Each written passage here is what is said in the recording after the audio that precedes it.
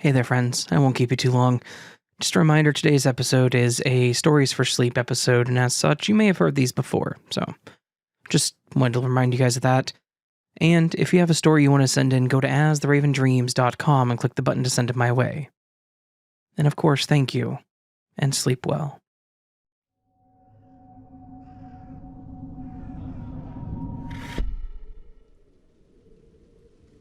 I was working as a wildlife photographer back in 2018. I have my own photography blog and also had my photos in a few art magazines. It had always been a hobby of mine that quickly turned into a career, and I couldn't be happier. But there was one time that I was out on a job that nearly took my life that I wanted to share. I was in a large national forest taking photos for a contracted job. I had been out there all morning photographing a family of black bears, tracking them through the forest with my equipment. But here's the problem. There had been a fire in the area. There had been reports about it for a few days, but it was supposed to be over 15 miles away from where I was in the forest, and moving in the opposite direction. The air quality was poor and there was smoke visible in the distance, but I also had worked in worse conditions. This was going to be a pretty important job to me, and I was willing to risk it to an extent. Around 2 p.m., the wind shifted. I didn't realize what was happening at first. I just noticed the smoke was getting thicker. Then I could smell it. It was no longer that weak, lingering smell of wood smoke, but the sharp, acrid stench of a fire that's drawing close, and getting closer. Something told me that I needed to get out of there. I packed up my gear and started hiking back to where I had left my truck, which was only about 3 miles from me. As I was walking, I heard this really weird sound. It was like a freight train speeding along the tracks, mixed with this low roar. It was the fire. It was creating its own weather system, generating winds that were feeding it and making it move and spread faster. Then I saw one of the most horrifying things ever as I headed back. I could see the orange glow through the trees in the distance. Some of the things that I learned that day was that wildfires don't move like you see in movies. There's not this neat line of flames that's advancing slowly. It's erratic. They jump, they skip around, they launch embers hundreds of feet into different directions, and much faster than I ever expected. The heat hit me like a wall. Even though the flames weren't visible yet, the radiant heat from the fire was intense. It was like I was standing close to a large bonfire. I guess I kind of was. I started coughing and my throat was beginning to burn with every breath. I started to panic. I was still trying to navigate back to my truck, but the smoke was everywhere. My eyes were streaming, and I could barely see 10 feet ahead of me. The sky was already turning this orange-black color, and I spotted these little particles falling. It was ash. I tried to pull my shirt up some over my mouth to prevent me from breathing it in. I was still running around trying to find my way out, but I was clearly panicking too much. I had gotten myself turned around at some point, and I was lost. The smoke had gotten so thick that I couldn't make out any landmarks. I was running around the forest trying to find the trail, but nothing looked familiar. One of the sounds that I will never forget was the sound of, basically, the trees exploding. I later read into it that the sap in the trees gets so hot and boils until they literally explode from internal pressure. It sounds like gunshots echoing through the forest. It made me stop for a moment, thinking that maybe someone was out there with me. But then my irrational and rational thoughts joined, saying that it didn't matter. I needed to get out. They had a gun and no indication that they were going to help me. Just run. And that's what I did. The fire was getting closer every time I turned to look, and I could see the flames towering at 50 to 60 feet high. I was running out of energy. I was a smaller girl, but certainly not what I would call fit. I didn't think I was going to make it out of there. I saw a small creek bed, barely flowing, but it was there.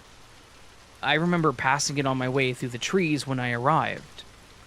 I couldn't remember how far I was when I had crossed it. I remembered the basic safety tips we learned as kids, and that water might be a saving grace. So I dropped into the creek bed and pressed myself as flat as possible against the wet rock. I flipped over to get my back wet, soaked my shirt, and then covered my head with it. I could hear the flames getting closer and closer. The fire was hot like a wave of just pure heat surrounding me. Even with the wet cloth over my head, I felt like I was being cooked alive. Like when you're out in the sun and you feel the one spot on your scalp or shoulder growing hotter and hotter, as if it was in direct light of the sun. Imagine that feeling up and all over your body. The sounds of a large fire like that one was deafening. Between the pain from the heat and the roar, I remember crying so loudly. I hadn't cried like that since I was a kid. I kept my face pressed to the wet rocks, breathing through the soaked shirt, trying to get the air that wasn't superheated. I don't know how long I stayed there, but I remember getting so worked up that I passed out. I remember opening my eyes and they felt heavy. I was incredibly sore and still felt hot. I could feel my exposed skin blistering. I could smell the burnt hair around my head. I was still breathing in superheated air, and every breath seriously felt like a fire in my lungs. I stayed in that creek bed for probably about an hour, occasionally splashing water on myself. The intensity gradually decreased. The heat became at least bearable, even though it was still intense. I lifted my head to look around, and I started crying again. Everything was burning. Trees had become nothing more than torches. The ground almost looked alive with how it was smoldering, but thankfully the main fire had passed, and somehow I was still alive. I finally willed myself to move. I knew that I had to find help if I was ever going to make it out of there. I needed water. I needed clean oxygen. And I needed medical attention. My back felt like it was on fire, and I could smell the skin burning. It was sickening. Yet, through all the panic, I could finally think a little clearer. I knew the water flowed downhill towards roads and civilization, so I followed the creek. I think I walked for probably close to 2 more hours. Everything around me was black and still smoldering. Trees were still falling around me as their trunks gave way. I could feel the heat from the ground through my boots. Finally, I found my way onto a road where a CAL FIRE crew found me. After they were certain that I was going to be okay, they said that I looked like something straight out of a horror movie. I saw a picture of myself that was taken of me. I was covered in ash, my skin was blistered, and my clothes were burned and tattered. One of the firefighters gave me oxygen, while another called for medical transport. I had somehow made it out alive. I had second-degree burns on my arms, back, and neck, my back being the worst of it. My hair was burnt up enough that I ended up having to cut it really short. I had severe smoke inhalation that actually damaged my lungs. I see a pulmonologist regularly now and will probably need to for life. The respiratory damage was permanent. I have reduced lung capacity, and I'll probably deal with breathing issues forever. I can't exercise like I used to without getting completely winded. And those nice hikes into forests are now a thing of the past for me. I can do it for a very short period of time, and I refuse to go alone, which then makes me want to do it less because I feel bad for constantly stopping. I also have to carry an inhaler everywhere. I spent a week in the hospital, and then another month recovering at home. My parents took turns coming over and helping me out, but I did okay for myself for the most part. And of course, all of my equipment that I had with me in my truck was ruined beyond repair. I left most of my equipment in its bag by the creek when I lied in it, and my only thought after getting up was to find help. My camera itself was still around my neck, but was ruined with the fire and the water. I managed to salvage the card in it, And now every time I see those pictures I took right before I packed up, it becomes this terrifying reminder of what happened afterwards. And that made it all worse. On top of the physical damage, I became nervous around fires. I won't say that it became a flat-out phobia. I still use candles and lighters to light them. I've been around people grilling, but I don't like campfires, bonfires, fireplaces, or even fireworks. And those made me too nervous. The crackling of the wood always makes me flinch, and I hated it. I used to love hanging out with my friends around a bonfire, but now it's a thing of the past for me. In the end, though, I was just needing to be patient with myself. I had survived the car fire that killed several people and burned over 200,000 acres. I made the mistake of not taking it seriously, since I wasn't being directly affected by it, and I learned how dangerous and stupid that was. If I hadn't found the creek, I'm not sure that I would have survived. So all I can provide to others is to say, please take fire safety very seriously. If you are being warned or told to evacuate an area, or not to enter other certain areas, just follow those warnings. Your lungs will thank you.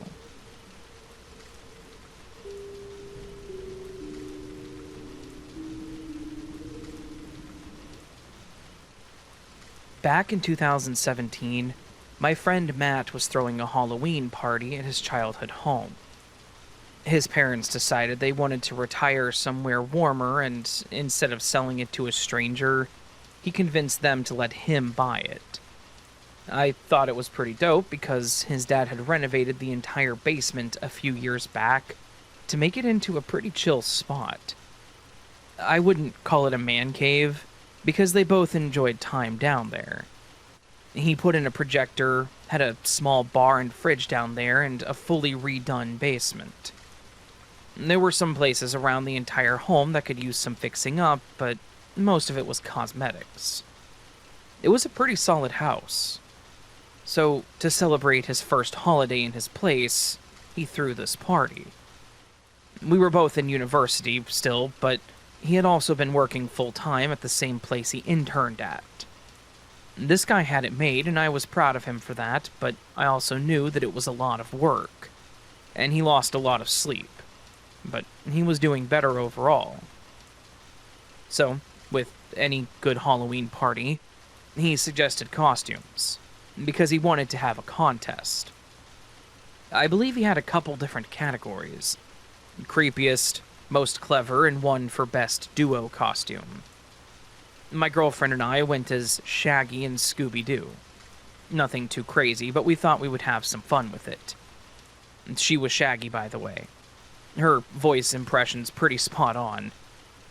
I helped Matt set up some of the decorations and supplies, so we got there a little earlier.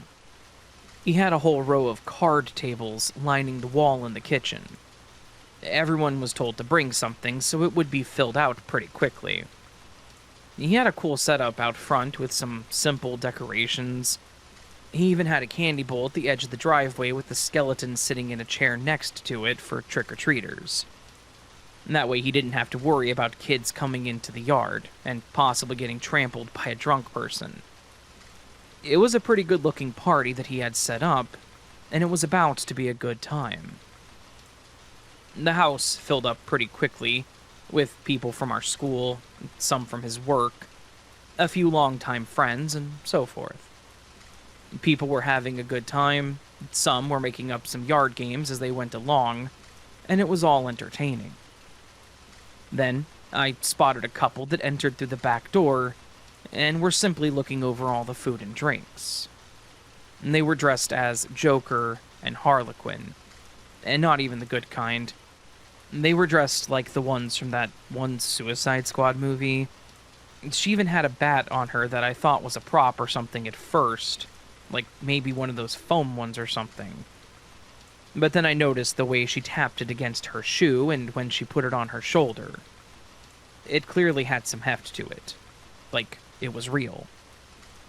Odd choice, but hey. I thought they were just really getting into the character. I didn't recognize Joker, but Harley I did recognize. I'd seen her in the halls at our university. I was able to recognize her by her gauged ears. We didn't have any classes together, so I assumed that she was just in a different field than me. No big deal. My girlfriend didn't recognize her either, but she also didn't go to the same school as us. I met her through a mutual friend at work. I don't remember her name though, so I'm just going to continue referring to her as Harley. When I did see her around campus, she seemed pretty quiet. She kept her hair pulled back, glasses that I only saw her wearing when she was in class. She did her work and then left. Sometimes I would see her chatting in between, around the halls or something to other people, but really that was about it. She just seemed like a normal person. Other than seeing the stark difference in the way she would normally dress, I paid no attention to her and went about my time.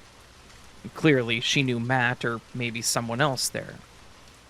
So when I ran into Matt, I asked him about Joker and where he knew him from, and he shrugged. He did say that he knew Harley, however, and that she was his old roommate's girlfriend.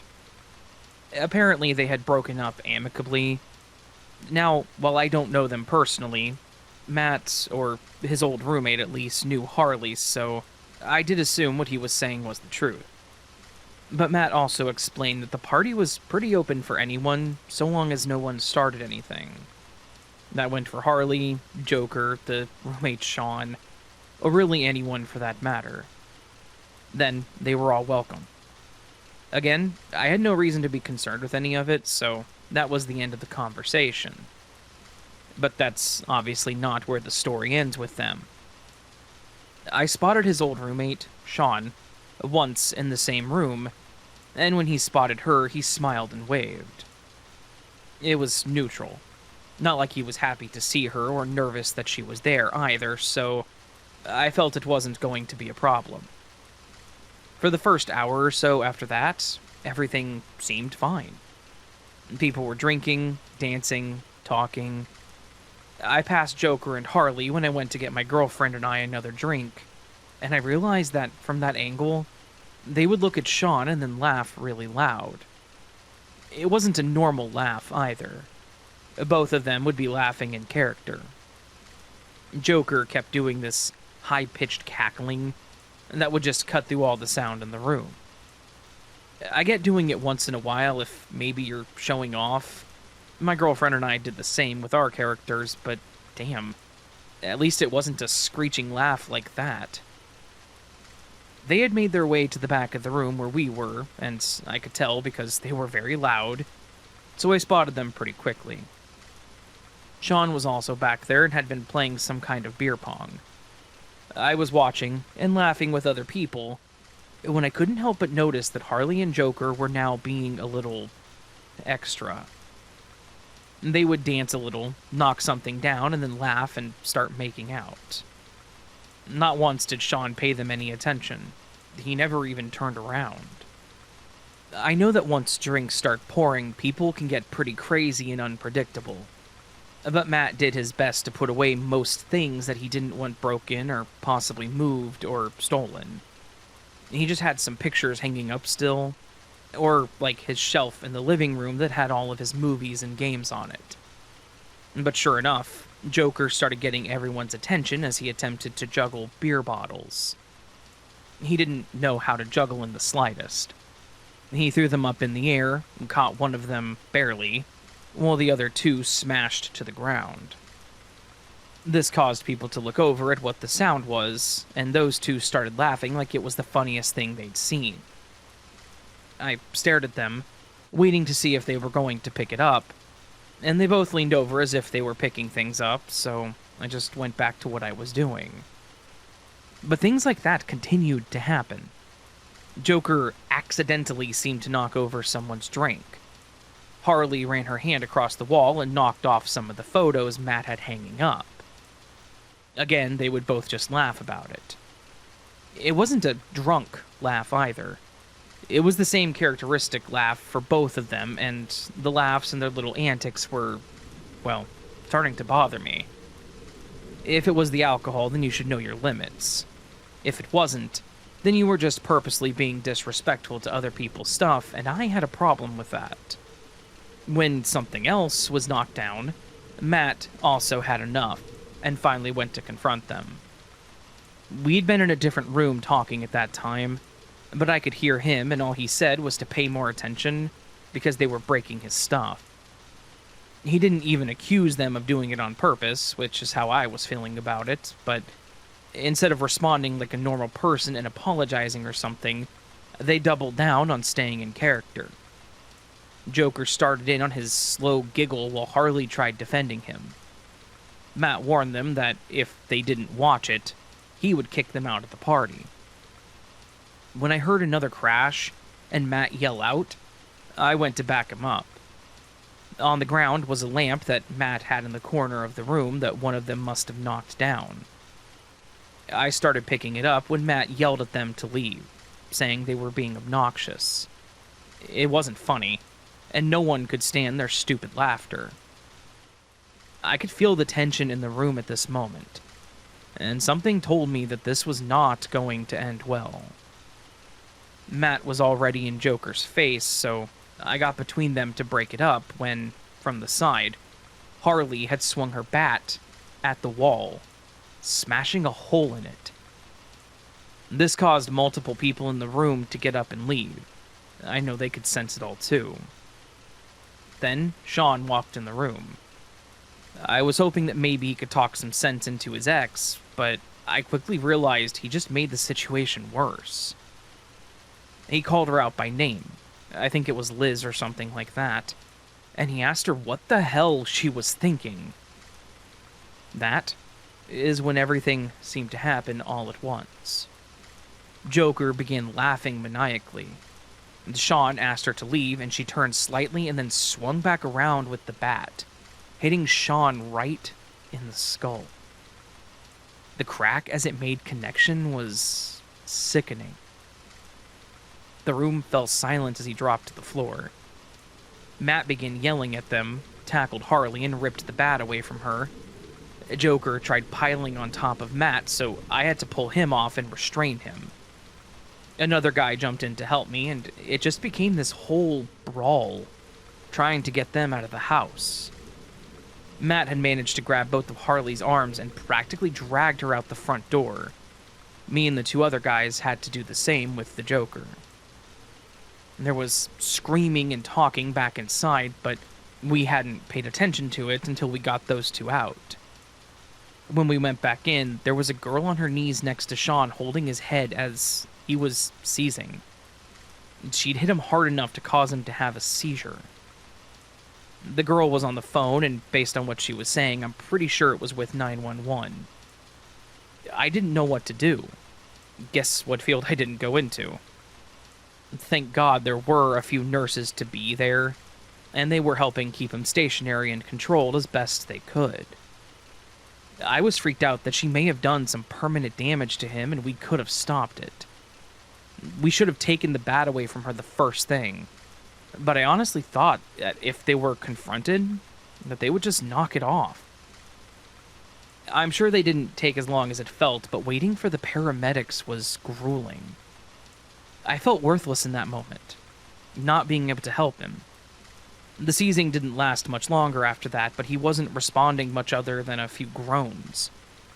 They got him secured and rushed him to the hospital, and the rest of us were left there standing around in the silence, the living room now a wreck. The police took statements from a lot of us, and then everyone slowly began to disperse and go home. Two of the cops actually offered rides home, with several of us being under the influence. My girlfriend took some friends home, and I stayed behind as well as two others to help clean the place up for Matt. He was not in a good headspace. I could tell. He was trying to throw this huge party to just kick back and relax, and in a matter of minutes, it was ruined by two people. We learned the next day that Sean would be okay. He had a severe concussion, and part of his skull was actually fractured. She hit him with enough force to fracture his skull, so tell me that wasn't personal. From what I heard from Matt, the police did end up catching Harley, but she would not give away who Joker was. She wouldn't give up his identity. She tried to claim for a while that he didn't even exist, but the dozen people that gave statements that they were both there told the police that she was lying. Ultimately, she was charged with aggravated assault and a few other things, and I never saw her on campus again. Sean did end up okay, and I saw him around a few times after that. Him and Matt stayed close friends, so I got updates on him. It just made me realize that this was the very reason why weapons are never allowed at Halloween parties. And if I ever decide to host my own, I will always make sure they are left behind.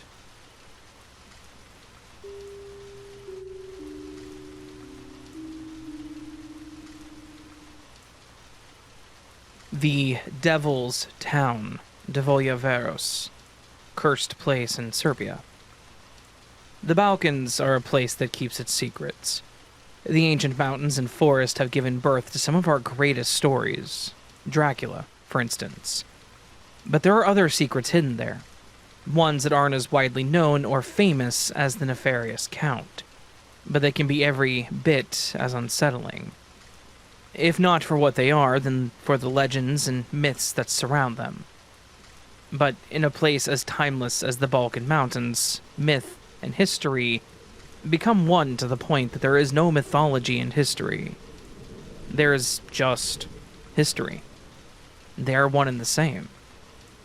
This isn't our only stop in the Balkans, but it was one that really grabbed my attention. Perhaps because it truly is a mysterious place. Imagine, if you will, you're walking through a beautiful hillside forest. Just pristine woods. It's so deep they feel like time itself has stopped existing there. And then suddenly jutting out of the landscape, massive stone pillars.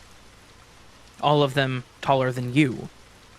Well, in southern Serbia, this isn't just an imaginary place. It's very real, and it has a really dark story that is an attempt to explain where it came from, why it exists. 200 jagged stone pillars, each one capped by a kind of, quote, hat, suddenly jut out of the terrain and dominate the landscape. Geologically speaking, there is a perfectly sound and logical explanation for the site. Since the Balkans are a huge mountain range, this implies a lot of volcanic activity. Devolyaveros would be one of the bits of evidence of that kind of activity. And in a very weird but cool kind of way, even the geology of this region kind of ties into the myth. In a way, it makes it a bit more eerie. What happened at Devolyaveros was that heavy volcanic rock settled over other smaller, weaker rocks, creating a kind of stone helmet that protected the softer rock beneath it. Over probably thousands of years, water and wind gradually washed and blew away the clay and other light sediment, and we're left with one of the most uncanny but beautiful naturally occurring sights in the world. But none of us are here for geology. What we want is the good stuff, the creepy stuff. And as folklore so often does, it doesn't just accept a sound scientific explanation. Now, like I said, the story is really dark, so of course we're going to dive right into it. What makes this stony graveyard so unsettling? What makes it so cursed? Well, what if I were to explain the site by telling you that it's the remains of a wedding party, and those pillars are the guests that were attending an ancient event? Oh yes, the story is steeped in scandal and taboo. There's infernal deception and divine wrath. So, as the story goes, the devil himself, seeking to sow his seeds of chaos and corruption, as he does, tried to force a brother and sister to get married. There was a huge wedding party, and as the procession was climbing the hill, then no one less than the Almighty himself struck the heathens, cursing and turning them into stone pillars. Eternal punishment for their debauched ways, I guess you could say. There is another slightly different version that talks about how it was the devil himself that turned the villagers into stone when they defied him. Maybe they tried to stop the unnatural union, if you will. Oh, yeah. I forgot to mention one other detail that really gives this whole cursed place weight. Well, I guess it's two details, but anyway, there's the water. Two different pools of highly acidic water exist nearby. One of the pools is called the Devil's Water, and the other the Red Spring. Of course, if we go along the lines of geology, these springs would further the proof. Because where there's volcanic activity, there's a lot of other things going on as well. Water can become contaminated with all the nasty stuff volcanoes churn up, not to mention heavy metals and other things left in the wake of volcanic activity. To back this up, I'll say that the pools of water both contain a lot of iron oxide. The water itself is tinged a rusty blood red because of it. This bitter water, to the locals, was only further evidence of a curse wrought on by cosmic forces that can only be labeled as God's or the Devil's own punishment. The uncanny juxtaposition of the serene, if eerie, forest along the sloping hill, and then the violent appearance of the wedding guests, locked in their stone prison. You can't make such a strange and unsettling place if you try. Add to that, stumbling upon waters tinged the color of blood only suggests that should the guests ever free themselves and try to quench their thirst, well, that last bit is a bit of creative license, but hey, never let the truth get in the way of a good story.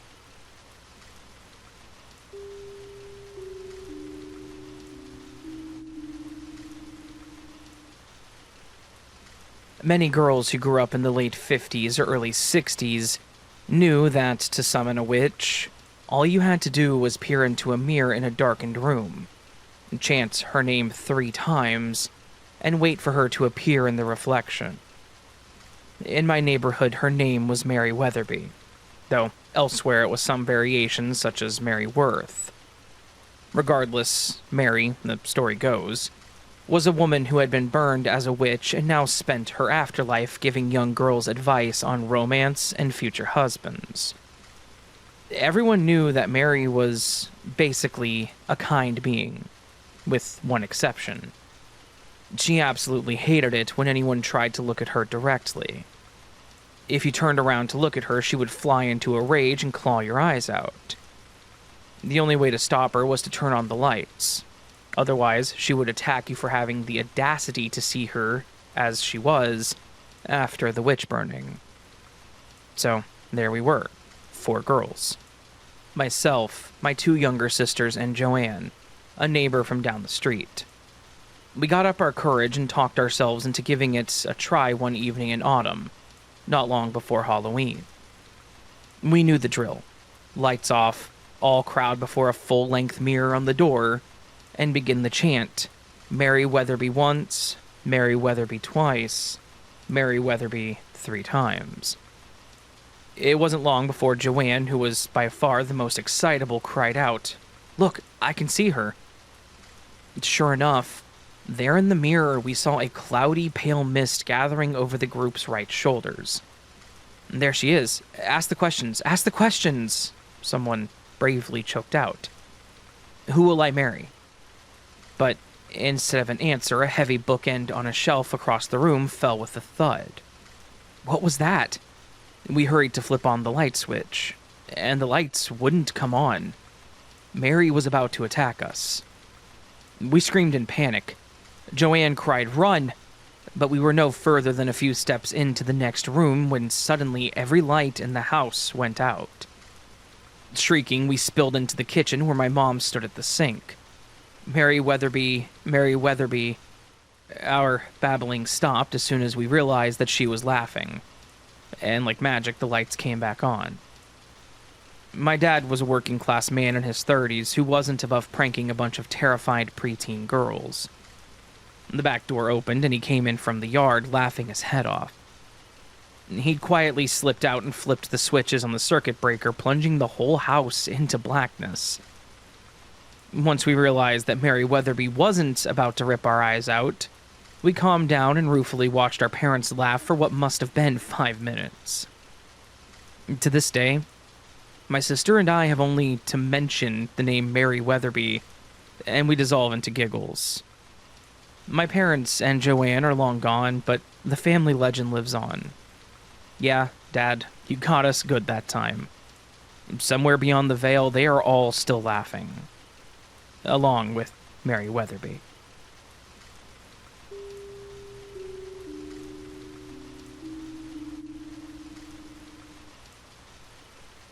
The Richmond Vampire/Hollywood Cemetery. This particular section is the definition of a twofer. It would be almost impossible to talk about one of these subjects without invariably having to talk about the other. So we shall begin with the place, Hollywood Cemetery. The cemetery itself is very long at 135 acres, with a view of the James River. The site, originally intended to be called Mount Vernon Cemetery, was founded in 1847. It was when John Notman, the landscape architect for the project, suggested the name Hollywood due to the abundant holly trees in the area. The site was so scenic that it became something of a tourist attraction, and was so popular that the city implemented an omnibus that would deliver visitors every afternoon by the 1850s, and by the 1860s a streetcar had been added. Today, the cemetery has the distinction of being one of only 3 places to house the remains of 2 former presidents, the other 2 being Arlington National Cemetery in Washington, D.C., and United First Parish Church in Quincy, Massachusetts. The site is also considered the unofficial National Confederate Cemetery due to the number of Confederate soldiers, generals, and state officials that are buried within its grounds. This includes the remains of over 11,000 rebel soldiers, 25 Confederate State Army officers, 2 presidents, and a partridge in a pear tree. And that's a joke. I guess you could say that there are 3 presidents interred at the cemetery, as the list of those buried in the section known as President's Circle would go: James Monroe, who was originally buried in New York at Marble Cemetery. President John Tyler was buried there in 1862, but due to his allegiance to the Confederacy, his death was not recognized in Washington, though a monument was dedicated in 1915 by Congress. Jefferson Davis, President of the Confederacy, who died in 1889 and was buried in New Orleans, but was relocated and buried in the President's Circle in 1893. So, all said, there are quite a few notable, some nefarious, men buried here. With so many defeated rebels laying in this ground, it would not be a stretch to maybe equate the energy of the place to somewhere like Gettysburg. Undoubtedly, there are many restless soldiers that wander the grounds, eternal rest eluding them, and this cemetery is considered very, very haunted. Controversial presidents aside, there's actually a pretty cool story about what's come to be known as the Richmond Vampire that is tied to the cemetery. Yes, as if having 3 presidents wasn't enough of a claim to fame, 2 of them being very nefarious of reputation, Hollywood Cemetery is also home to a terrifying creature that lives inside one of the mausoleums. The story itself is tied to a very real tragedy that happened back in 1925, when the Churchill Tunnel collapsed. The tunnel was well known for being unstable and even dangerous. And on October 2nd, 1925, the tunnel collapsed entirely and buried several workers under tons of dirt and debris. But here would be where the story takes its most gruesome turn yet, and where the legend is actually born. Out of the flaming rubble crawled an unearthly figure covered in dirt. The descriptions given by witnesses tell of a terrifying monster with jagged and wicked-looking teeth, lips peeled back as if to make the teeth themselves more dangerous, and bloody skin hanging off in patches. Allegedly, the creature was witnessed fleeing into the Hollywood Cemetery, where it managed to enter the mausoleum of one William Wortham Poole. Mr. Poole had been dead and interred there for 40 years. Some people believe that the W.W. Poole connection is simply because the 2 W's carved in the stones resembled fangs. The more rational story would say that what, or rather who, the surviving workers and witnesses saw was none other than Benjamin F. Mosby. Mosby was shoveling coal on a locomotive at the time the tunnel collapsed, and he was badly scalded by steam from the engine. In excruciating pain and dying, Mosby managed to escape the rubble, but ultimately died of his injuries later at the hospital. So, Hollywood Cemetery may or may not have a famous fourth member residing within its grounds.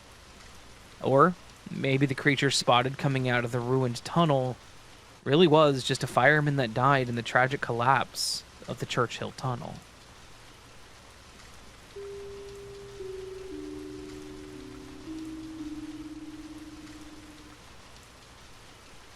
As a kid, I was never too big on trick-or-treating. The first few times I went, when I could comprehend the whole concept, it was fun. I enjoyed showing off my costume and getting candy. But as the years went on, it really started to lose its appeal for me. I still had 2 younger siblings that absolutely enjoyed it, so until we were all done with it, we all went. I don't know, maybe it was the middle school angst, or maybe I was just at that awkward age where you're too old to be excited about it, but too young to do anything actually fun on Halloween night. The year that I turned 11 pretty much solidified my thoughts for me. We were out trick-or-treating, going about it as we normally would. I was still in costume, a makeshift vampire because I didn't want my parents to spend too much on my costume. I had a long black cloak and vampire fangs with fake blood running down my mouth. And black clothes underneath. And that was about it. We hadn't even finished our block. We approached a door, and when the lady answered, she gave my siblings candy first, and then held her hand up for me, saying that good line, "Aren't you getting a little too old to be doing this?" This gave just enough fodder for me to say that I was done with it, and for my mom to explode on this woman. There was a solid 5 to 10 minutes where my mom tore this lady apart, and the woman just looked absolutely shocked to be called out on her comment. I was embarrassed, as other families walked by and stared, but I also agreed with my mom and still do to this day. Just let them trick or treat. If I was still into it at that age, I would have continued doing so. It just wasn't for me. After that night, however, I decided that I was too old to trick or treat and didn't want to do it anymore. The following year, when they asked me about getting a costume, I told them my thoughts, and that I didn't want to go. They were disappointed. I think they wanted us all to go, both of them being big on family tradition and whatnot, but ultimately they respected my choice. They even said that I could stay home then and pass out the candy for those that came by. And that was something I was excited for. I would get to be home alone with a bowl of candy that I would occasionally have to pass out to others. I could handle that. Halloween night, my parents left with my 2 siblings, went over the rules again, and then left me to my own devices. The first few hours were uneventful. I was watching something on Adult Swim and would have to answer the door here and there and share the goods.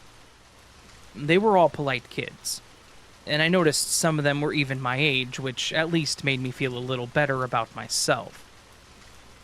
Around 9 p.m., the flow of trick-or-treaters slowed tremendously, which was good, because I was actually running low on candy. I knew my family typically finished around 9 or 10 as well, depending on how much family and friends we stopped to see. I was looking like a blob as I lied on the couch, waiting for my family to get back home. I was just starting to drift off when I heard the doorbell again. I looked at the clock and noticed it was a little after 10.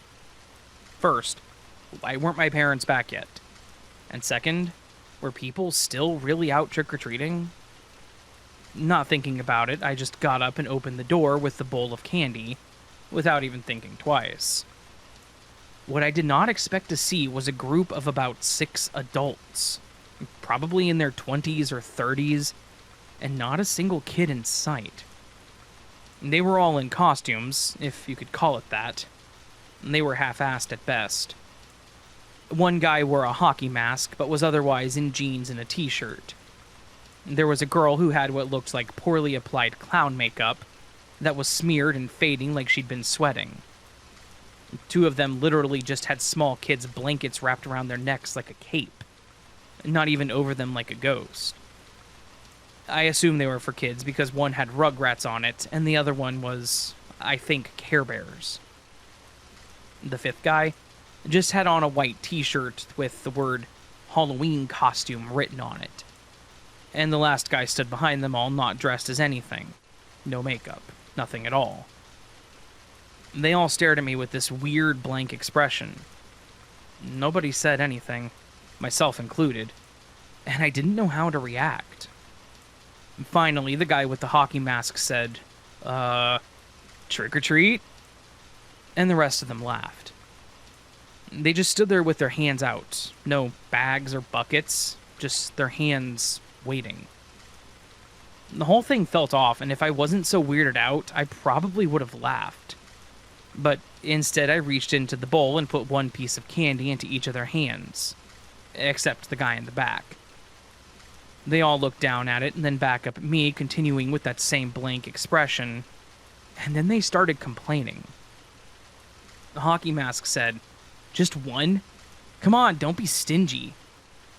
The girl with the Care Bear blanket said that she wanted more and demanded a certain candy, one that I didn't even have. I didn't know what to say or do in this situation, but the fact that I was facing 6 full-grown adults barely in a costume was really throwing me off. Not to mention the red flags. So I told them that I didn't have what she was asking for and threw in, "Besides, you guys are way too old to be trick-or-treating anyways."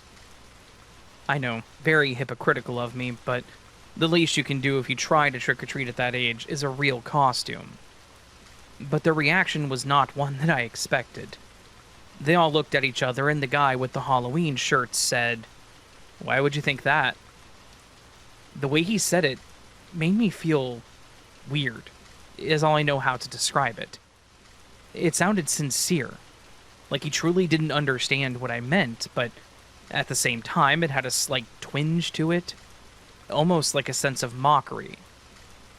They kept insisting that I give them more, and finally, with a little more sternness in my voice, I told them that I wasn't going to give them any more and that they needed to leave. The guy with the Halloween shirt leaned forward without losing his creepy grin, and he said in a slow, sinister voice, "Or, how about I smash your effing face in and just take the whole damn bowl?" I tried my best to not look scared, but let me tell you, my heart was pounding, and I thought I was going to cry. Who the hell says that to a 12-year-old? I tried to keep my voice steady and just said, "If you don't leave, then I'm going to call the cops." I was really expecting that to deter them, for one of them to say, "Let's go," and just finally leave.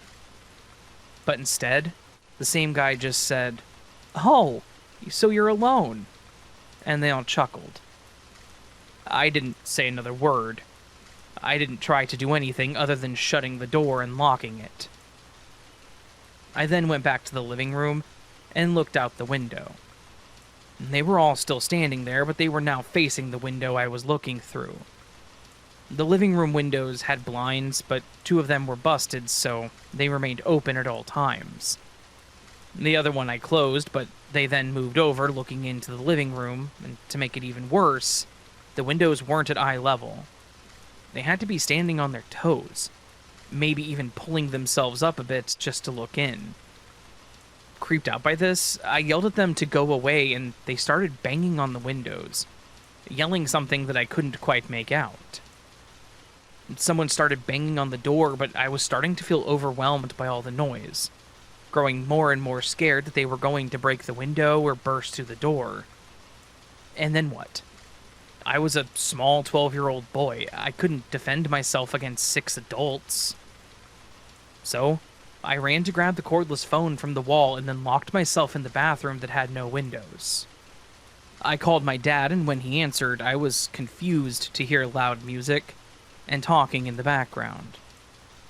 I ignored it and immediately told my dad what was happening. His casual and relaxed tone changed immediately to one of concern and directness.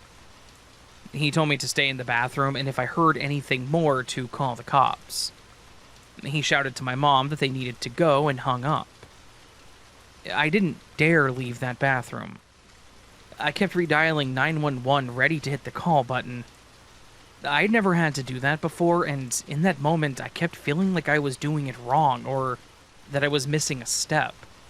As if calling for help, calling for someone to come save me, shouldn't be that easy. The banging continued, but it wasn't as frequent, and then finally I could hear a car pull into the driveway. I hoped that it was my family. The banging stopped, and I heard my dad's voice as he yelled at someone. And then finally there was a knock on the bathroom door, and I heard my mom calling out for me. I opened the door and hugged her tighter than I had in a while. My siblings were now lying on the couch in a confused and tired state. My dad came inside, slammed the door, and began complaining to my mom. He had chased those people off, but not before they had smashed our pumpkins, knocked down some of our decorations out front, and smeared candy bars across our house. My parents were furious. Furious at those people, furious they left me alone, and very apologetic to me for it. It's not like I blame them for it, though. We didn't live in a dangerous area. There were kids everywhere, so this was definitely out of nowhere. Those that didn't have any makeup or masks also didn't look familiar. I don't think they were from the area, and our house was just chosen since it was on the corner. I was slightly mad at them at the moment because they had apparently stopped at a friend's house that was having a Halloween party. That's why it was loud when I called and why they hadn't come home yet. But I moved on from it. Thankfully, they reacted quickly and believed me. I don't know if my parents reported it or anything because after everything calmed down, they helped the three of us get to bed. My dad was cleaning up the candy the next morning, and we never heard another thing about it. No one in the neighborhood even mentioned witnessing or experiencing a group of adults trying to trick-or-treat. I didn't trick-or-treat after that, but I also refused to stay home alone after that. So, from then on, I just rode in the car with them. Now being an adult, I let my kid decide if he wants to go and for how long. And every year we do go, I can't help but keep an eye out on all the people in costumes around me, anticipating some creepy adults ready to bully a kid, but thankfully, that never happens.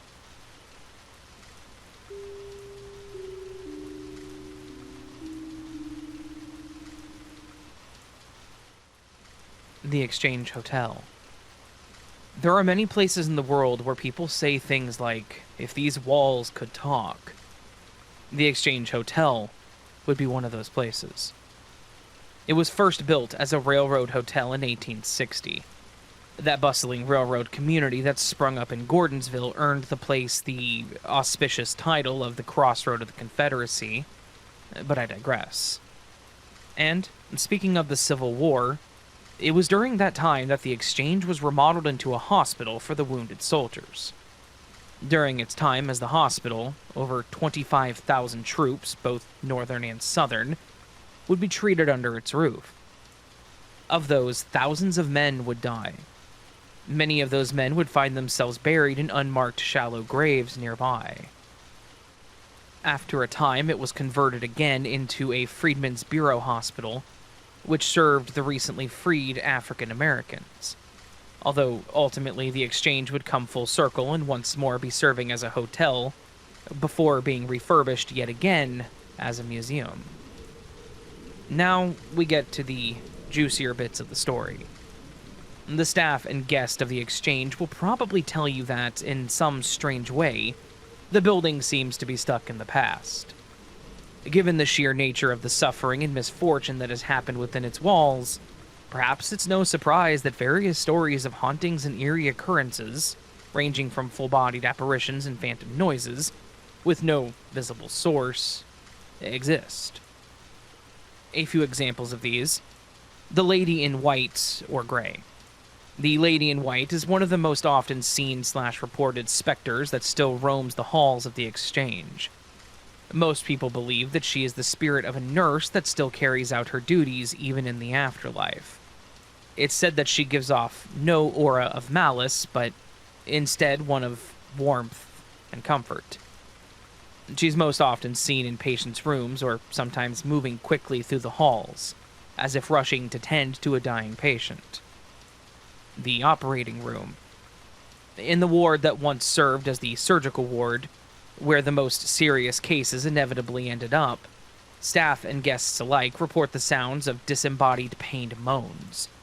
The sound of surgical equipment clinking together as if still being used. Sometimes there are shadowy figures spotted, slumped on the floor. But if someone approaches them, they vanish as if they never existed. Being a Civil War-era hospital, amputations were some of the most commonly performed surgeries. As such, I think most of us can imagine just what kind of pain and horror might linger in the wake of such tragedy. The children's spirits. What would a good haunted place be without stories of the creepy spirits of children running around?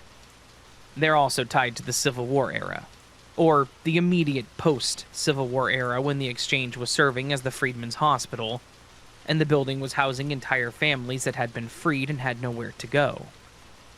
They seem to be less frequently spotted than the Lady in White, and there are a few stories of encounters with them that I was able to find. And the main stairway. The main stairway in the now museum has been reported by many people, staff and guests alike, to have a very oppressive and negative vibe to it. Sometimes cold spots will manifest as well. Perhaps that is because of the many soldiers that were heavily wounded both physically and mentally, and had to climb up and down the stairs. Not to mention people who may have just received heart-wrenching news that passed through that place.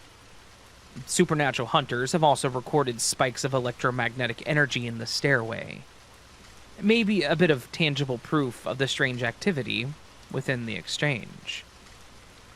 And there are even more tales that really only make the strange stories about the place feel even more macabre than they already are. And stories of bloodstains on the wooden walls.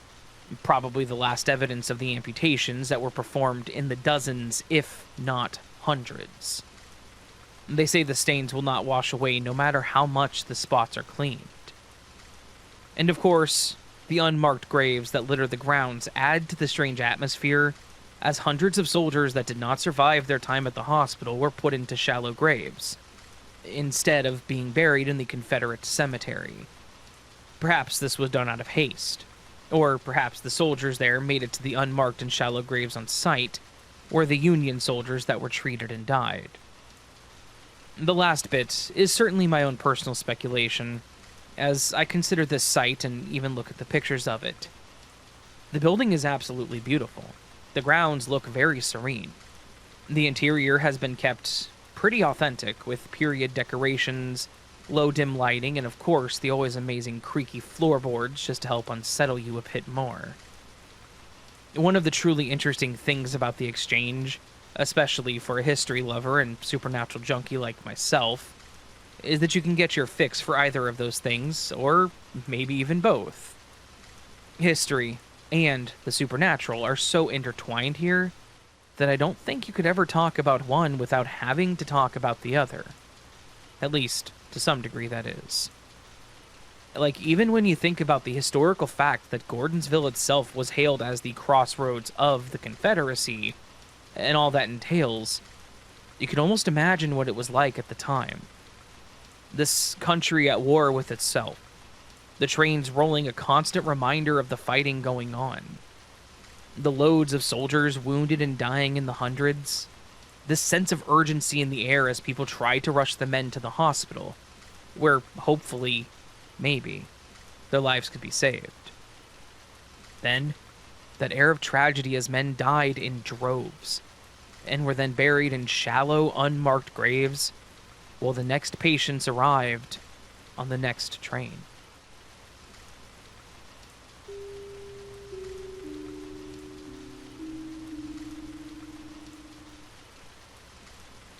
It was 11 p.m. on Halloween night in 1957. Successful hairstylist Peter Fabiano and his wife Betty were closing up their trick-or-treat for the night at their home in Studio City, Los Angeles, when the doorbell rang. Peter thought it was just one more late trick-or-treater, so he grabbed the candy bowl and headed to the door. When Peter opened the door, he saw someone in an ordinary Halloween costume and a brown paper bag. Inside that bag, Goldine Pizer wasn't carrying a haul of Halloween goodies. She was carrying a .38 caliber revolver. As soon as the door opened, Pizer fired a single round into Peter's chest. He collapsed immediately. Pizer ran to a waiting car and fled the scene. Betty found her husband on the porch moments later and called for paramedics. It was too late, however, for Peter, and he was pronounced dead shortly after midnight on November 1st, 1957. Police were on the scene in minutes. The initial thinking was that it was a robbery gone wrong, or perhaps a random act of Halloween violence. When they realized that nothing had been stolen, investigators moved on to looking at the people closest to Peter and his wife, Betty. The disguises definitely complicated things, and with no witnesses that were able to identify the shooter, detectives knew they were going to have to rely on the single .38 caliber bullet that was recovered from Peter's body to build their case. The witnesses did, however, provide their first solid picture of what was happening outside the Fabiano home that night. They told detectives that they had noticed a car idling outside the house. No license plate could be identified, but one neighbor in particular recalled hearing the sound of a single gunshot, and then the sounds of a car speeding away. This told investigators a very important bit of information. This wasn't a random attack, it was a planned assassination. Of course, the police sat down with Betty Fabiano, and it is said that she appeared distraught but was cooperative. While she said that her life together with Peter was happy, they did find out that, in 1956, the couple had briefly separated. During this time, Betty lived with a photographer friend named Joan Rabel. Their relationship was described as unconventional by 1950s standards. When Betty reconciled with Peter and moved back in with him, Rabel was unhappy with the control he exerted over Betty. After the reconciliation, Betty had remained close friends with Rabel, so allegedly she had seen firsthand some things that didn't sit right with her. She was also incredibly jealous of Paul, because she felt like Betty had chosen him over her.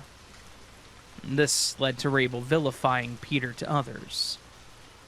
The more the detectives looked at Rabel's relationship to the Fabianos, it became clear that, in the weeks leading up to the crime, she was seen near the house.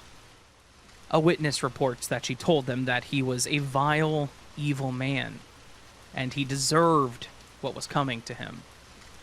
Needless to say, this really made investigators arch their brows and proceed to dissect Rabel's recent activities, and who she may have been spending, let's say, an inordinate amount of time with prior to the crime.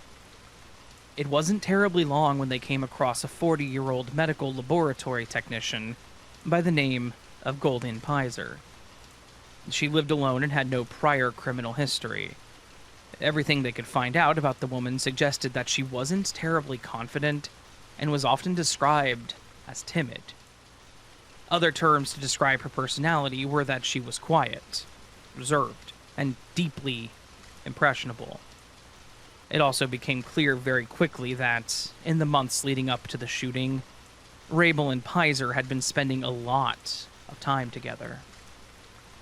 The first truly monumental break in the case came when a .38 caliber revolver was able to be traced back to a gun locker rented under an alias at a Los Angeles storage facility.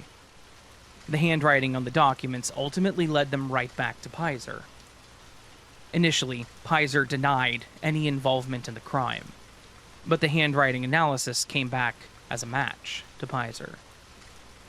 Once the police took her into custody, Pizer actually confessed.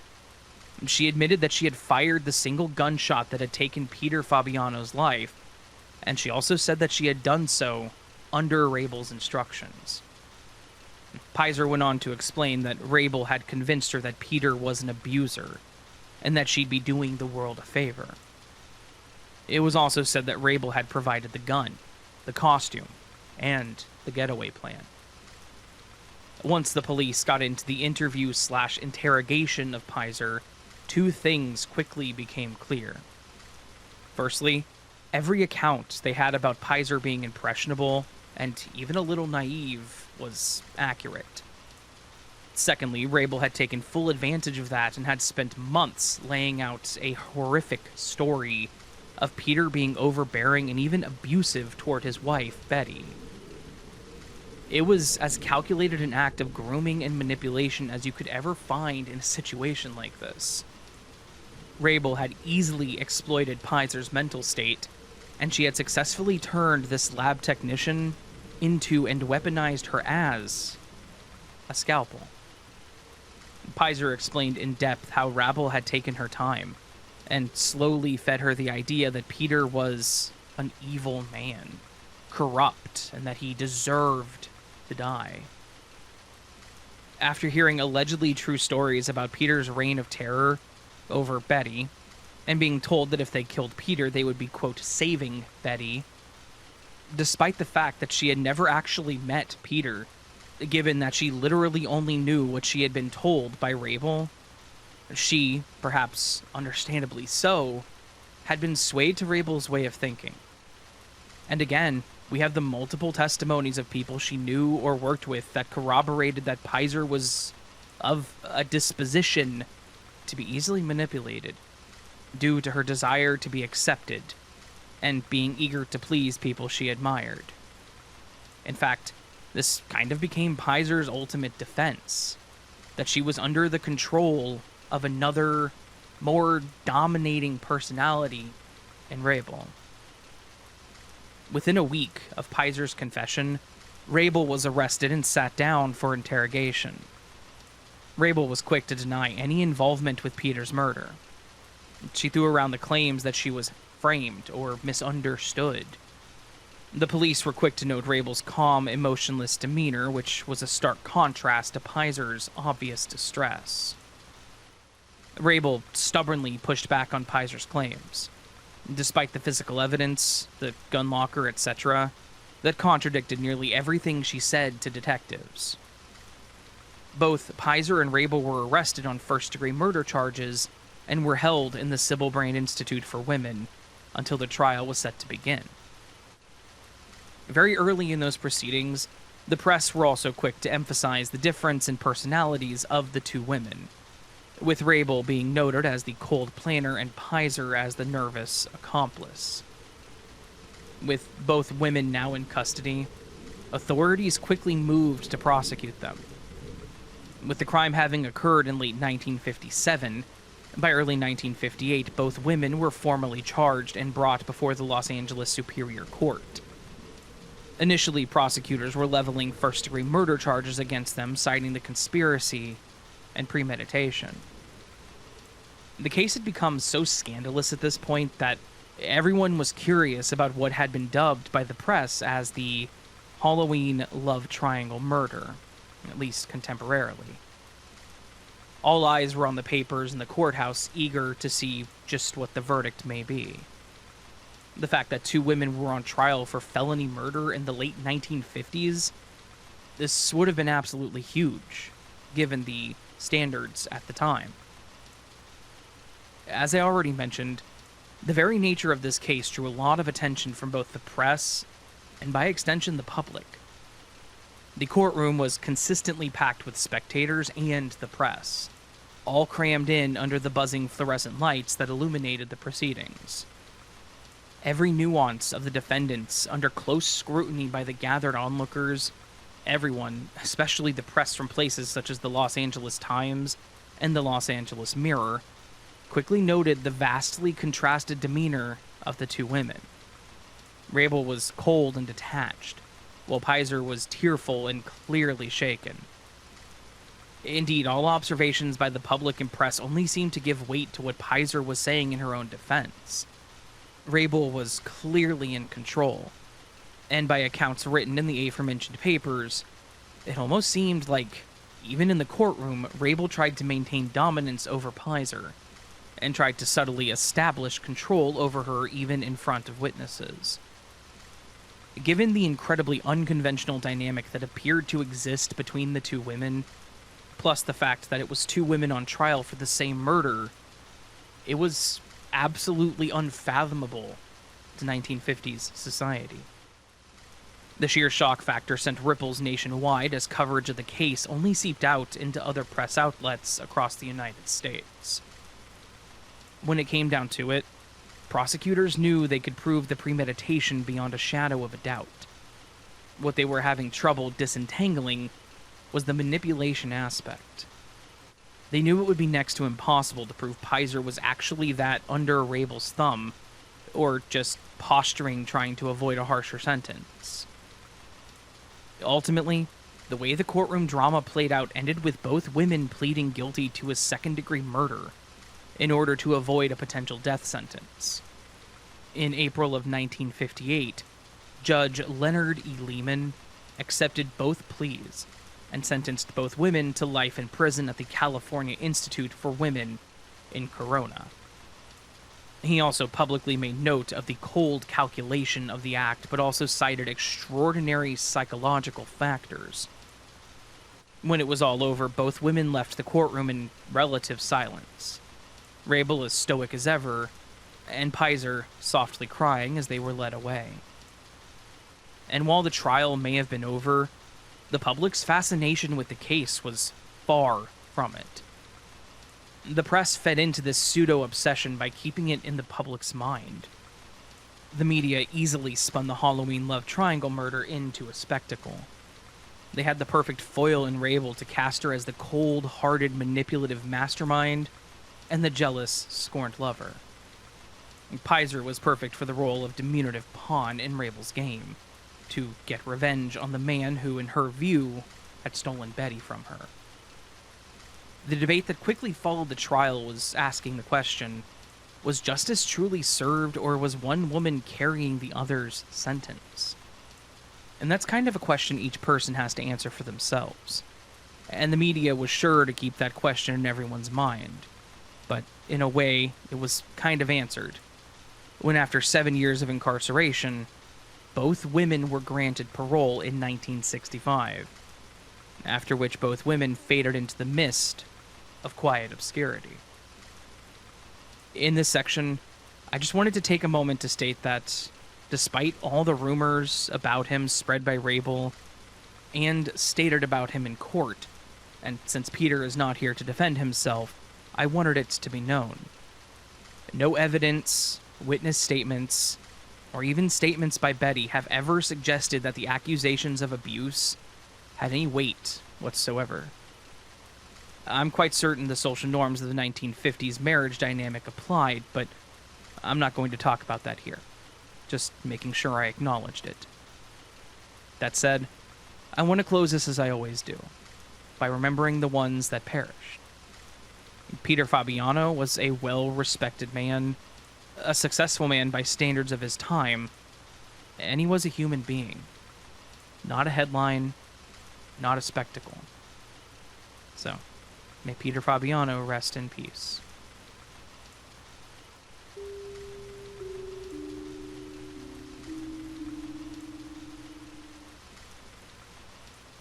Back in '98, my dad and I were camping in Western Australia.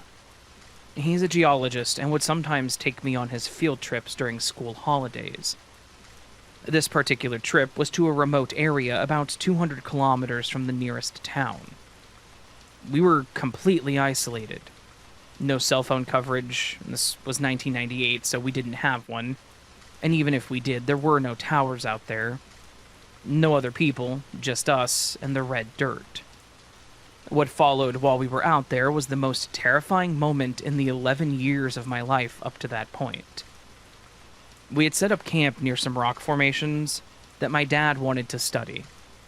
It was late afternoon and I was ready to take it easy, so I'd been reading in the tent while my dad was collecting samples about 20 meters away.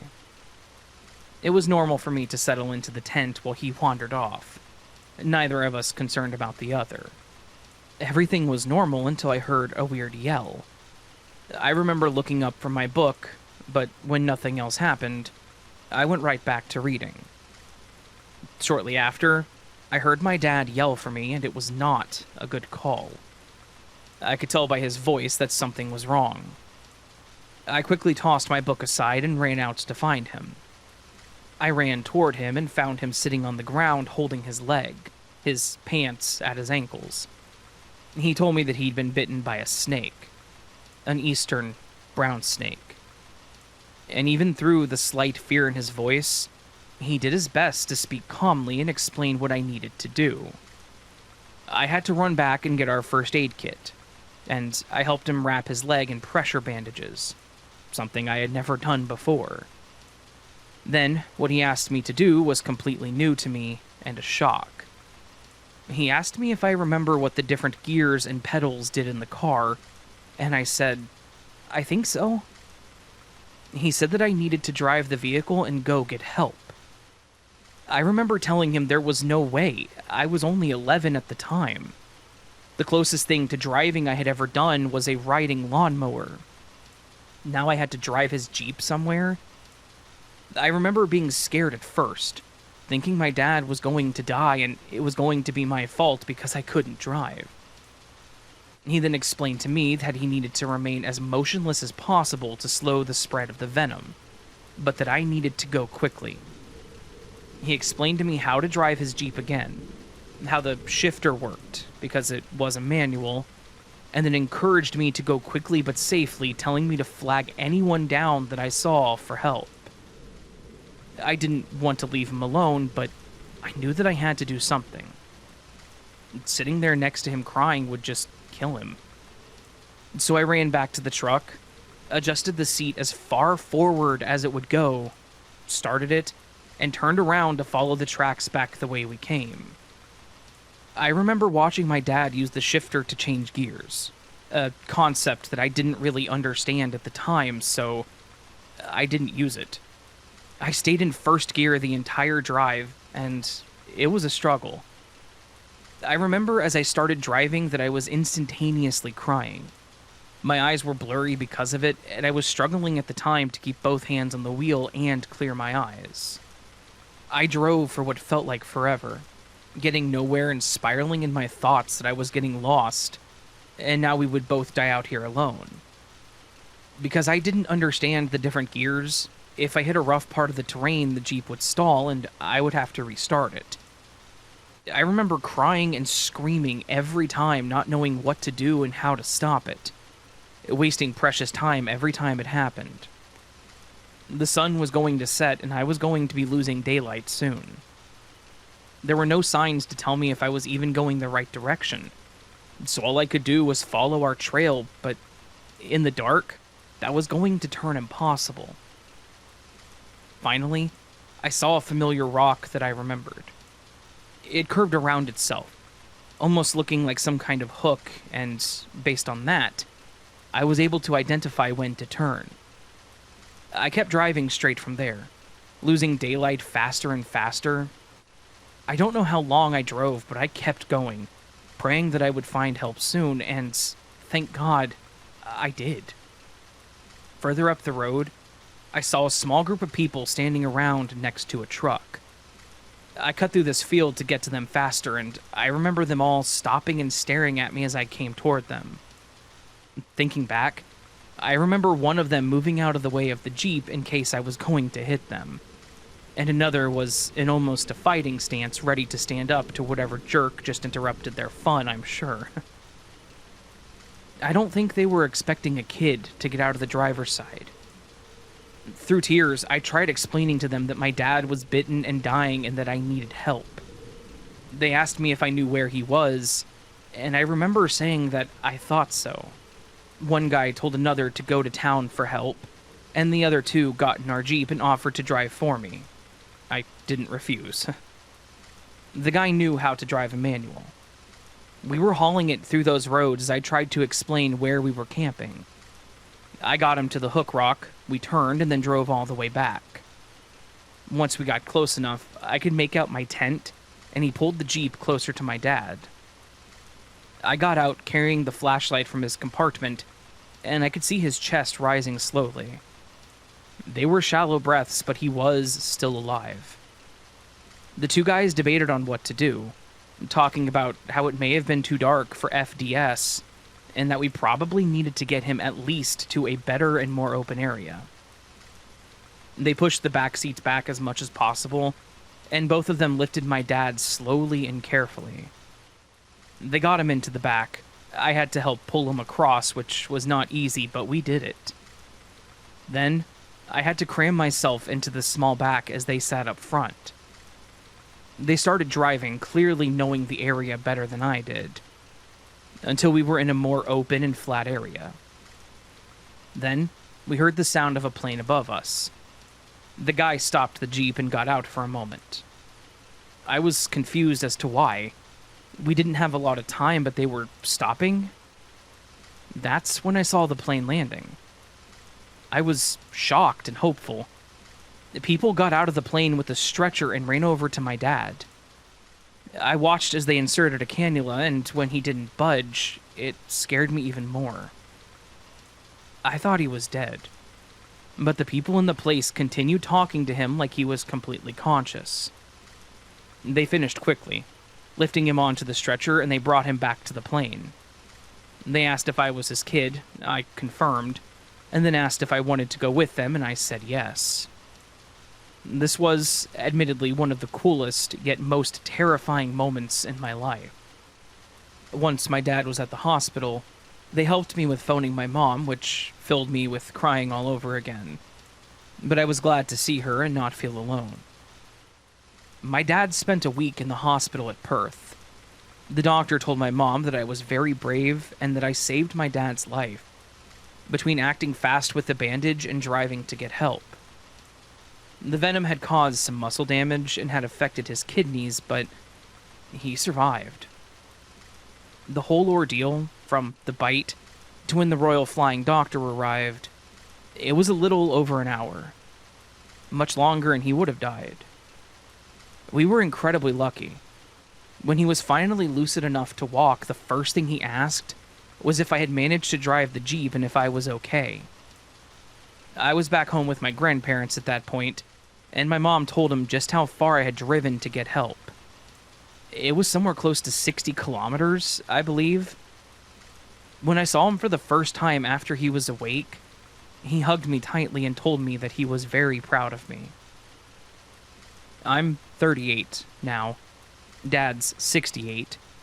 And he still likes his geology work, but he's a lot more careful now.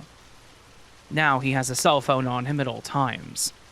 But he also doesn't go out into areas like that alone either. Being a little older, he doesn't like doing that anyways.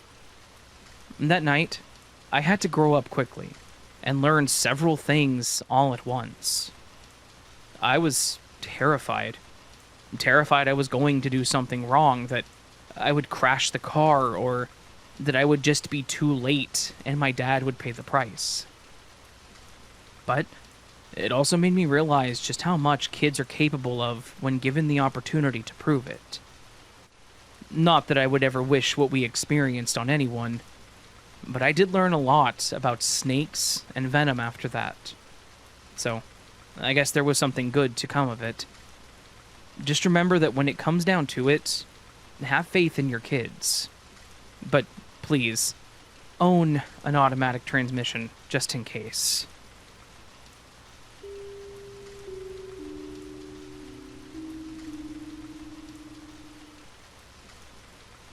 The Route 29 corridor. There's hauntings, there's history, and any number of variations you can think of. But oftentimes, those two things are so intertwined that you can't really tell a story about the place without mentioning the often creepy history associated with it. Ask any local of any town about the most historic site around, and you'll probably get a brief, if exaggerated, history lesson for your trouble. Then they'll probably tell you at least one scary or creepy story about it. People will weave the history and the folklore of a place into one, and will undeniably make it a far more interesting story. Context, my friends, is king. Now, imagine a place with not necessarily hauntings associated with it, but a place actually haunted by its own history. Then think of it not as a single place, but a 1,000-mile stretch of highway. That very equation, the combination of a haunted history plus a 1,000-mile stretch of road, would definitely end up equaling the Route 29 corridor, or, as it is often called, the Corridor of Tragedy. This stretch of highway is, if anything, proof that hauntings aren't always limited to ghostly apparitions, strange sounds, creepy shadows, or disembodied voices, even if there are those kinds of stories about the place too. Route 29's legacy has been defined by all kinds of tragedy, from abductions and murders to fatal car accidents.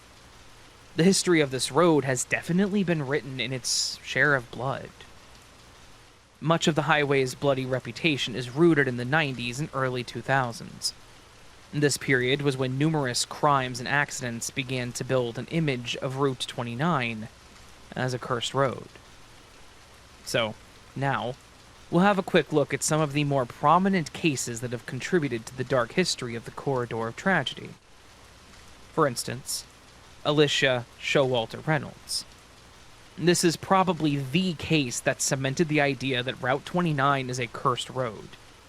Alicia was a 25-year-old grad student living in Baltimore, and on March 2nd of 1996, the young woman left Baltimore to travel to Charlottesville to join her mother for a shopping trip. However, she would never make it to her destination.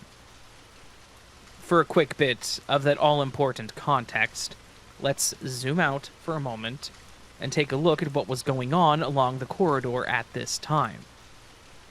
There were numerous stories and reports of a man along the highway that was flagging women down, sometimes flashing lights that made him appear to be a law enforcement officer. He would often use the guise of trying to be helpful, telling them something was wrong with their car, offering assistance. Standard creep playbook to get someone to lower their guard. Most of the women that he had attempted to assault got away. Unfortunately, Alicia was not one of those women. To their credit, once concerns about Alicia arose, law enforcement quickly found her car, the same day she vanished. It appeared that she had pulled over voluntarily, but there was no trace of her to be found.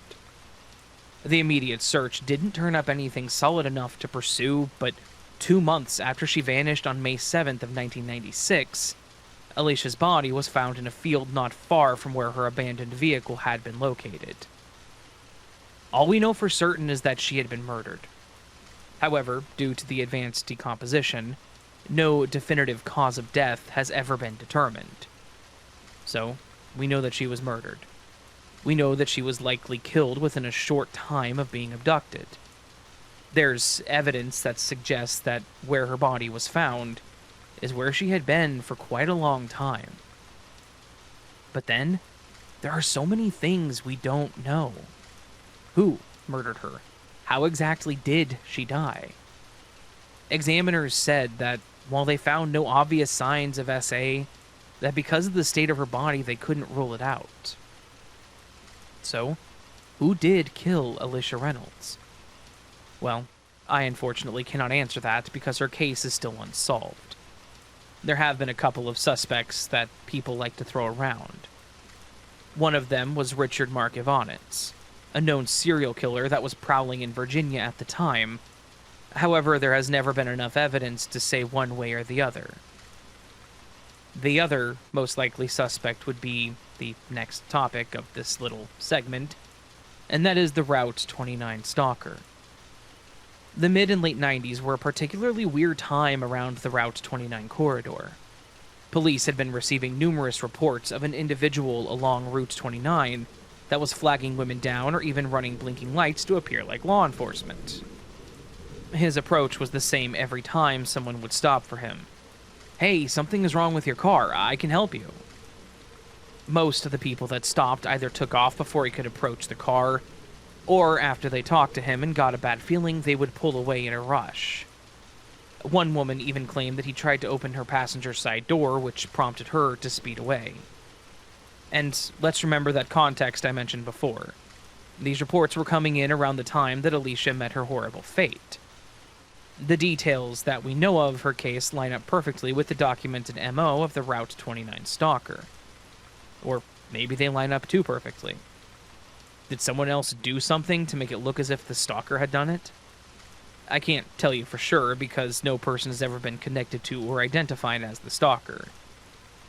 Catch-all boogeyman or actual predator, the legacy left by the Route 29 stalker is one that we can feel even today.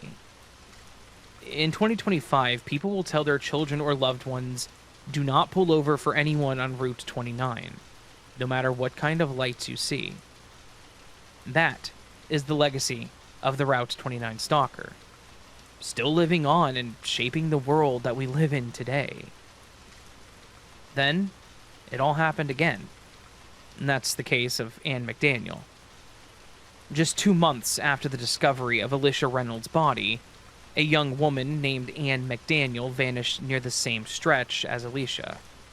September 18th of 1996 was the last time she was seen alive. Even though her remains were found 2 days later on September 20th, we are still left with a lot of questions about just what happened to her. Her remains had been set on fire, and were so destroyed when she was found that examiners were unable to ever determine just what her cause of death was. While no evidence was found to suggest a direct link with either the Route 29 stalker or to the Alicia Reynolds case, it didn't stop the locals from conflating them and drawing their own parallels and conclusions. Once more, we're left with infinitely more questions than answers to the case of another young woman that had her life so brutally snatched from her. Moving forward a little bit, we now have the case of the monster of Route 29. That would be the cases of Morgan Harrington and Hannah Graham. So far, we've been dealing with unsolved cases and mysterious, unidentified figures lurking along the highway. And I'm sorry to say that if you thought we were at the end of this 1,000-mile road trip of horror, you'd be wrong. However, we are very near the end of it now, I promise. But what if I told you that there are 2 cases associated with the corridor of tragedy that actually have been solved? And the monster that took their lives is not some nameless and faceless figure that got away with what he did. No, this monster actually was caught, and he paid for his crimes. But we're getting a little bit ahead of ourselves, aren't we? It's October 17th of 2009. The 20-year-old Morgan Harrington was at a Metallica concert in Charlottesville with her friends when the Virginia Tech junior stepped outside, for reasons known only to her. When she tried to re-enter the venue, she was denied entry as they had a very strict policy against it. Morgan was frustrated, but she called her friends and told them that she would find her own way home. Then, she vanished into the night. Fast forwarding just a few short years to September 13th of 2014, an 18-year-old Hannah Graham has just left a party in Charlottesville when around 1 a.m. she became separated from her friends. At 1:20 a.m., she texted one of her friends and said she was lost. Hannah would never make it home. The last sighting we have of her are from the surveillance cameras that spotted her walking through the downtown area in the company of a man who was walking with his arm around her. I laid it out this way because these 2 cases, while separated by years, are connected by a very all-important thread. That thread, dear listener, is DNA. You see, while Morgan's body wasn't found for months, and when it was discovered on a farm just off of Route 29, and her case did go cold fairly quick, when Hannah disappeared in 2014, and her body had been found just over a month later, only 11 miles from where Morgan's body had been found, they found that all-important DNA evidence. You factor this in with the fact that the man that was last seen with Hannah was identified as one Jesse Matthew Jr., with DNA evidence in hand and an identification on the last person to see Hannah alive, the case moved forward in earnest. It was only a matter of time until the DNA found on Hannah linked back to the 2009 case of Morgan Harrington. Plus, it linked to an even earlier essay from 2005. This trifecta of DNA discoveries has ensured that Jesse Matthew will never hurt another woman. In 2015, Matthew pleaded guilty to the abduction and murder of both Morgan and Hannah, and he's going to be in prison for the rest of his life. It's tragic that this whole thing had to come full circle from the unsolved cases of Alicia and Anne in 1996, all the way to the 2009 and 2014 cases of Morgan and Hannah. But at least we finally have a name and a face to put with the corridor of tragedy.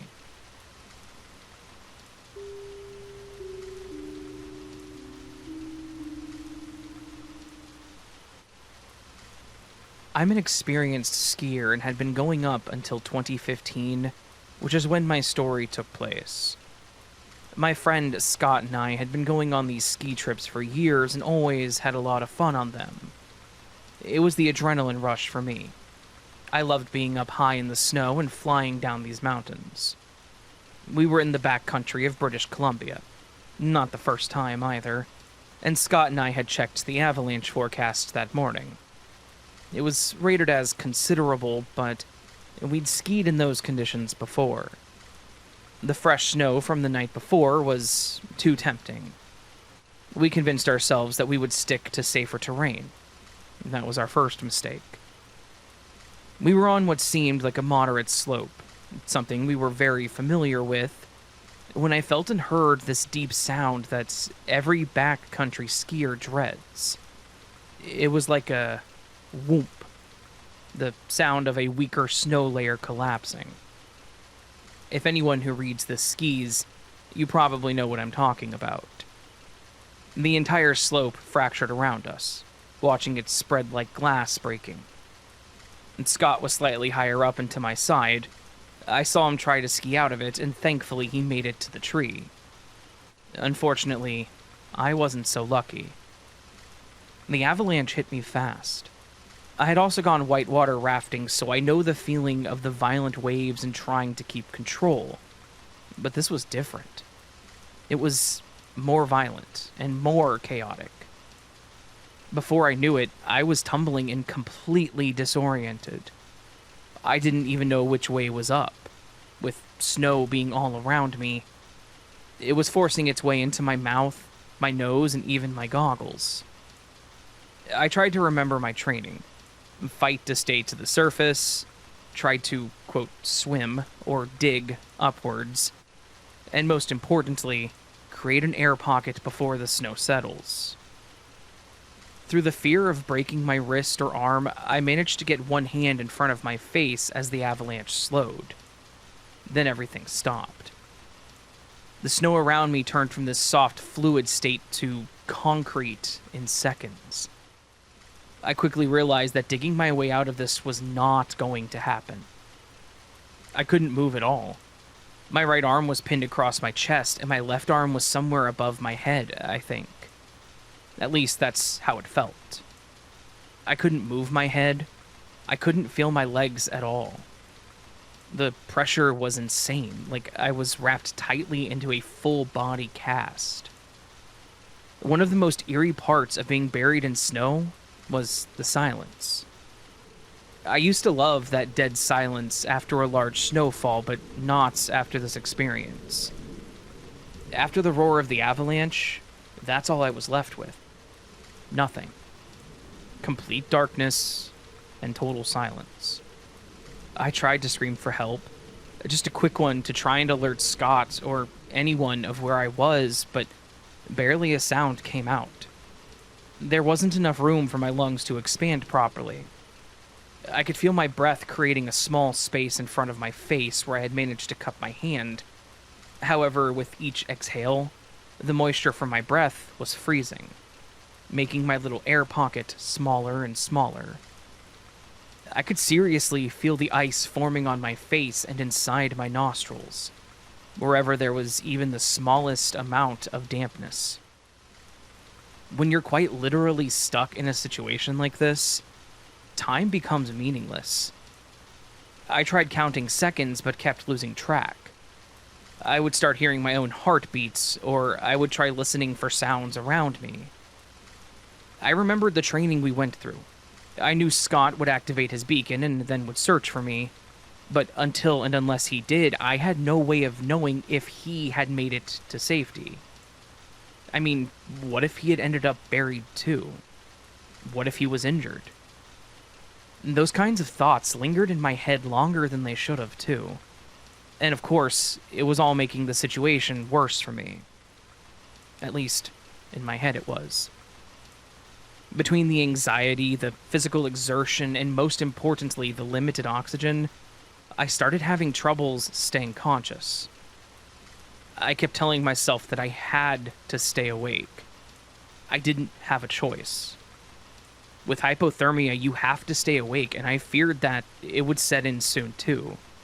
The carbon dioxide that I was exhaling was starting to build up in my own small air pocket, and I could feel myself getting drowsy and confused. I remember at one point just repeating my daughter's name, like I was looking for her, and then I would come back confused as to where I was, making me panic for a moment. I knew this was bad. I was running out of oxygen. At one point, I really fought to stay awake. Sleeping sounding so easy, and I could just do that and conserve energy. This was a very dangerous way of thinking. Sadly, I was losing the fight. I kept finding myself closing my eyes longer and longer, until I felt a vibration. It was rhythmic and familiar. Someone was probing the snow above me with an avalanche probe. I tried to scream, but only a groan came out. I tried to move my arms, but they were like concrete and pinned in place by the snow. Then the vibration stopped. My heart sank as I feared that they didn't locate me, but then it came back. And then I heard the most beautiful sound that I have ever heard in my entire life. A shovel hitting snow. While I was in the hospital, Scott told me that he managed to get out of the slide, but that there was no way he'd be able to help me without getting himself buried, and then we would both be trapped. I understood that too, and there was no ill will towards him for not saving me either. Once it stopped, he started searching with his beacon. My signal was showing, thankfully, but I was buried under nearly 7 feet of snow. He dug for 40 minutes straight, not stopping until he reached my hand. Turns out, it was above my head, and I'm thankful that it was, because he may not have seen me. He said that he was worried at first because I wasn't moving. He kept digging to clear the area around my face, clearing the snow from around my nose and mouth. It was an incredible feeling taking that first breath of fresh air. It was a relief, but it also burned my lungs. I started coughing, gagging on the snow that was packed into my mouth. I was still slightly out of it, but that was the best cough in my life as it jolted me back. I spent 4 days in the hospital. I had severe hypothermia, frostbite on my fingers and toes, and my oxygen saturation was dangerously low. The ski patrol said that another 10 minutes, and I probably wouldn't have made it. The carbon dioxide poisoning combined with the cold was well on its way to shutting down my organs, which was a terrifying thought, knowing how I was having trouble staying awake. I did end up losing 2 toes to the frostbite, and I had to partially learn how to walk without them. You wouldn't think a toe or two could change that much, but my balance was completely off. Simple things like going upstairs or standing on one foot, they felt impossible at first. The frostbite damage also affected the circulation in my remaining toes, which meant more months of treatment and monitoring. So, there's my story. I may not have been doing something that caused this, but that's even worse. Mother Nature can be a beast, and you have to both respect it and know how to react in those kinds of situations. And I will always be thankful for Scott. He did everything right, and he saved my life. We're still great friends, and we have skied since, but I don't like doing the extreme ones like we used to, even though this happened over a decade ago. I don't ever want to be in that situation again. Just no matter what you do or where you go, be as detailed as you can about your location to someone. Anyone. So you can always be found.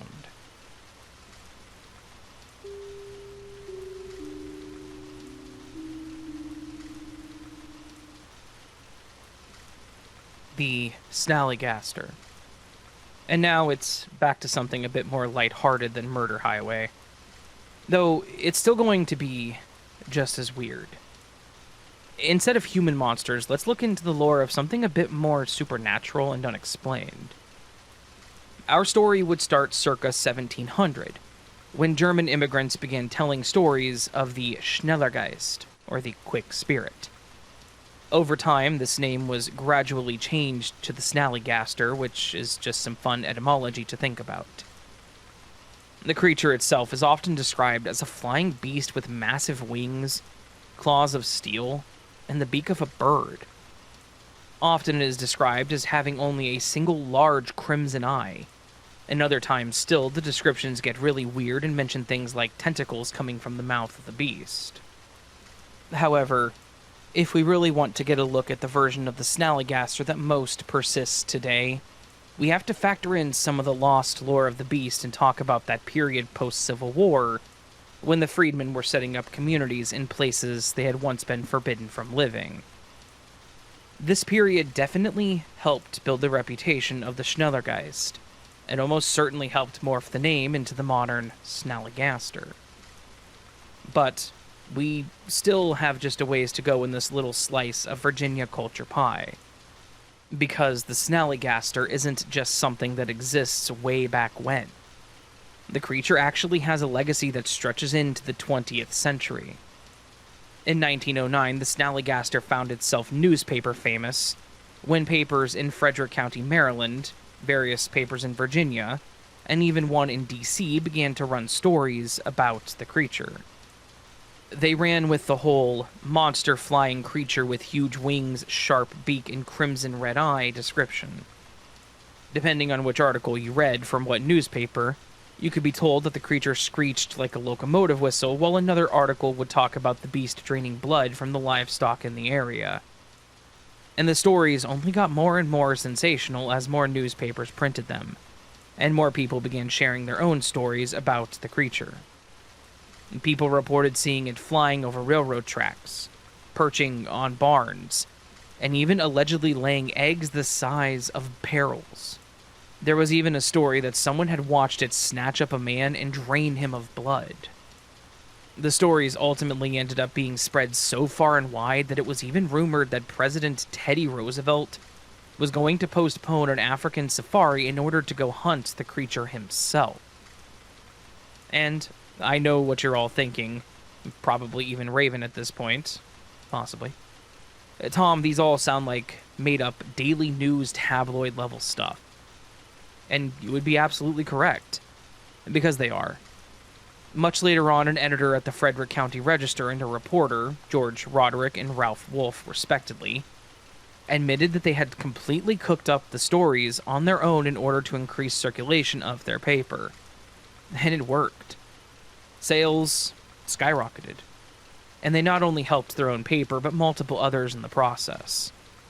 For the freedmen, that creature was less a huntable, tangible creature than it was a dark spirit that haunted their communities and disappeared people in the night. For German immigrants, it was old-world terror that had followed them to the frontier of civilization. For certain enterprising journalists, it was opportunity. Be it the Snallygaster or the Schnellergeist, each version of the winged monster represented the same thing: fear of the night.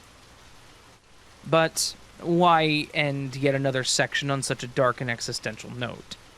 We're here to have fun. And so let's look at some of the more modern functions of this cryptid. Indeed, much like the Mothman or the Lizardman of Lee County, this cryptid has transcended the lore that gave birth to it. No longer is it a terrifying dragon bird of prey that feeds on livestock and children. Now, the citizens of Virginia and Maryland have come to define their own local cryptid on their terms.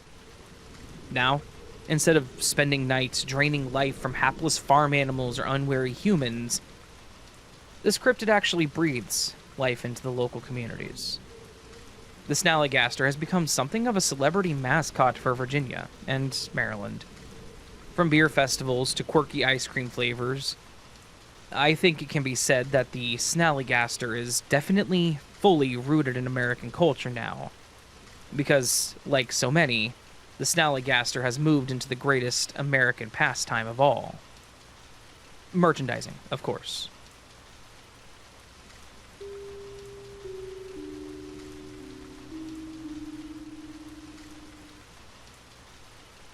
I was wanting to write this down because it was something that was super bizarre that happened to me, and I was hoping someone could tell me that I'm not losing my mind. That there was someone else out there that has gone through something like this before. This happened in October of 2023, in a corn maze in a rural part in a northeastern state. I don't feel comfortable giving more than that for privacy reasons, sorry. Not that I think anyone would do anything with it, that's just how I am. My girlfriend at the time, Nikki, loved all the fall stuff. She was obsessed with pumpkin patches, apple picking, hay rides, corn mazes, all of it. I was more of a stay inside and watch the entire 13 movie collection of the Halloween franchise kind of gal, but she wanted to go to this corn maze that she had seen advertised on Instagram. It was about an hour away, some farm that did a big Halloween attraction every year. The photos looked cool enough, so I agreed and we made some plans. We went on a Saturday night in late October, which I believe it was the 28th. The place was packed when we arrived around 6:30 p.m. They had this really big barn that they had converted into the concession area with free apple cider tasting and homemade pumpkin pies. They had one of those knee-high mini mazes for the little ones, the pumpkin patch, of course, and then the main attraction, the massive, quote, haunted corn maze. It was basically a mini haunted house-like attraction built into a corn maze. So people would just jump out at you. That kind of silly thing. Considering we were in the middle of nowhere and about to walk through some dead corn stalks, it looked really professional and fairly well maintained. The line for the maze was about half an hour long. They wanted to keep it decently controlled and not have too many people running into each other at the dead ends and whatnot. It made sense. It wouldn't be much fun if you were just constantly being told, hey, not that way, and having to squeeze past people the entire time. While we were waiting, we could hear people screaming inside, and then the mixture of terrified laughter you get at these things. The staff at the front were dressed as these really creepy scarecrows, and really the vibe was just spot on. When we got to the front, they let us in, and immediately jump-scared us as soon as we turned around the first corner. The guy just inside, the one that just made me almost need new pants, gave me instructions for the maze. Stay on the path, please do not damage the corn, and if there is an emergency, they had emergency exits marked with green glow sticks every few sections. He also mentioned that it should take around 45 minutes to complete on average, and that it closed at midnight. He also mentioned that if we hit that 45-minute mark and were struggling, then we could tell one of the employees in the maze and they would point us in the right direction. Basically, if we wanted to give up, we could, but it wouldn't be any fun. The maze started out exactly as you would expect. Narrow pathing, really dim lighting from lanterns, creepy music coming from the hidden speakers, and actors that walk through the corn near you or jump out with fake knives to scare the hell out of you. I admit, they got me several times, even though I was honestly expecting it. After about 15 minutes of getting lost and going every which way, we hit a fork that went left and right. And there was a couple ahead of us that went to the right, and I wanted to follow them, but Nikki said that we should go to the left since the others went that way. I stared in both directions, trying to really think about whether or not we should follow them or go on our own way and get completely lost for another half hour. After a couple seconds, I agreed with Nikki, and we took the path to the left. This path felt way more straight than normal. Like, there were fewer turns, and we didn't see any of the green glow sticks as we walked on. The corn started to feel like it was less maintained, and the path kind of felt like it was getting more and more narrow. It wasn't until several minutes later that I noticed that the music had stopped as well. It was completely silent on this part of the trail. And then I noticed that the lighting was much more dim on this section, and we were pretty much just navigating by moonlight. We kept going for a few moments, but the whole thing just felt off. Like we were taking a path that we shouldn't have been taking, which we didn't really want to do because we weren't trying to be disrespectful to whoever owned the field. We went on for a few more minutes, until I mentioned that it was really weird that this was such a straight path. Nikki agreed and pulled out her phone to check the time. We'd been in the maze for about half an hour, so it was 7:40-ish or somewhere in there when she checked. She also mentioned that she didn't have a signal out here, which didn't really surprise me considering where we were, but it did make me feel slightly uncomfortable not being able to look up where we were, or call anyone if we needed to. After about 5 more minutes of walking straight, I stopped and told Nikki that we needed to go ahead and just turn back. That this path was clearly not a part of the maze, and we were just walking through some poor farmer's property at this point. She agreed, and we turned around to walk back. This is where it got freaky. When we went back about 200 feet, there was a wall of corn. By that, I mean that there was now corn blocking the path. It was a dead end. This made no sense. We'd been walking straight for something like 15 minutes, just walking down a straight line path with no bends and no turns. And then when we decided to go back, there was no path. We stopped and stared at the now blocked off section for way too long, like we were trying to will the corn to split like the Red Sea. With no other options, we decided to turn around and keep going back down that straight path we were, just hoping that we would somehow end up back on the main path. It was another couple of minutes until we reached a turn, a straight 90-degree pivot from the straight path to the left. I figured that was a good sign, that we were back on the path to finishing the maze. Then there was a right turn, and that was when I started to unclench my teeth and freak out a little less. When we made that right turn, I saw a lantern, which meant that we were back in part of the maze that was actually structured, part of it that could lead us to the exit. We kept on that path for a bit, seeing another lantern, and then starting to hear some of the music that we had heard before. It honestly felt like a huge weight had been lifted when we started to get back into normalcy. After a couple moments of walking, we saw one of the signs with the green glow sticks, and I told Nikki that we needed to just go ahead and take that to the emergency exit. She agreed emphatically, and we went ahead and took the straight path and got to the part of the maze that led to the exit doors. By the time we got out, Nikki was crying, probably out of relief when we actually got to the end, because I know that I was kind of feeling the same way. When we got out and away from the exit, Nikki pulled out her phone again, and I could tell immediately that something was wrong. I asked what was up, and she looked at me and went pale. She then said, "It's 11:30. We were in that maze for 4 hours." I was shook. There was no way. I pulled my phone out to make sure she wasn't messing with me, and sure enough, it was 11:32. We walked around the maze's side and toward the entrance, and it was pretty well empty. Most of the people that were there had already headed home, minus a few groups here and there. We went to our car, not even picking up a pie like I had originally wanted, and just sat there in the mostly empty parking lot for a solid 10 minutes. Neither Nikki nor I said anything for a while.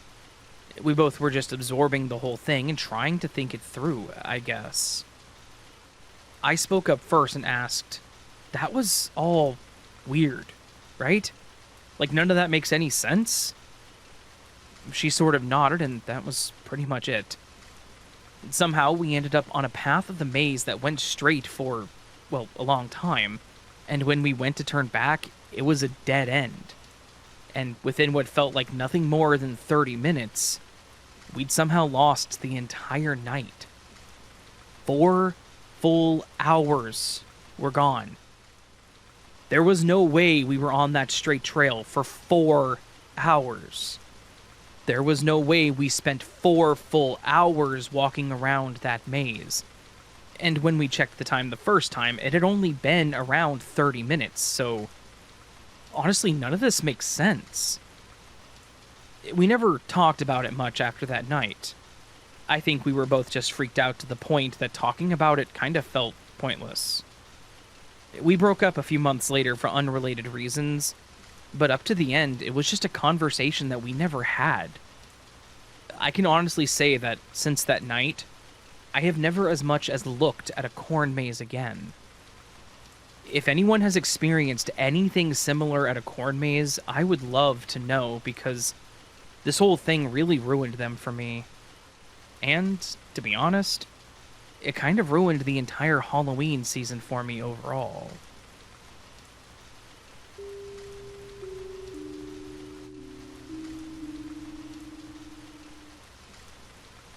Kuklika, North Macedonia's Valley of the Stone Dolls.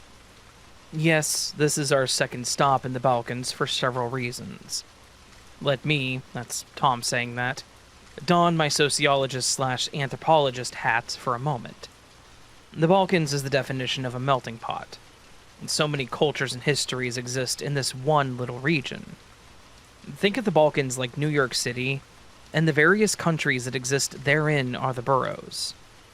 That is the best way I can explain it.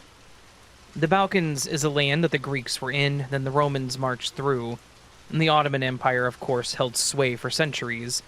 Later on, the Nazis invaded and laid claim, and after that, the Soviets left their scar on the region in more recent times. And that's not even talking about the indigenous identities that existed, and still do, in this one region. And yet, from Serbia to Macedonia, I will give you a cultural tie, despite the many differences in culture and history. We have yet another cursed wedding party, turned to stone in some kind of cosmic retribution, which would bring up an interesting point about the shared ideas and conventions around weddings, and just how significant they are culturally in that region, no matter which borders you live within.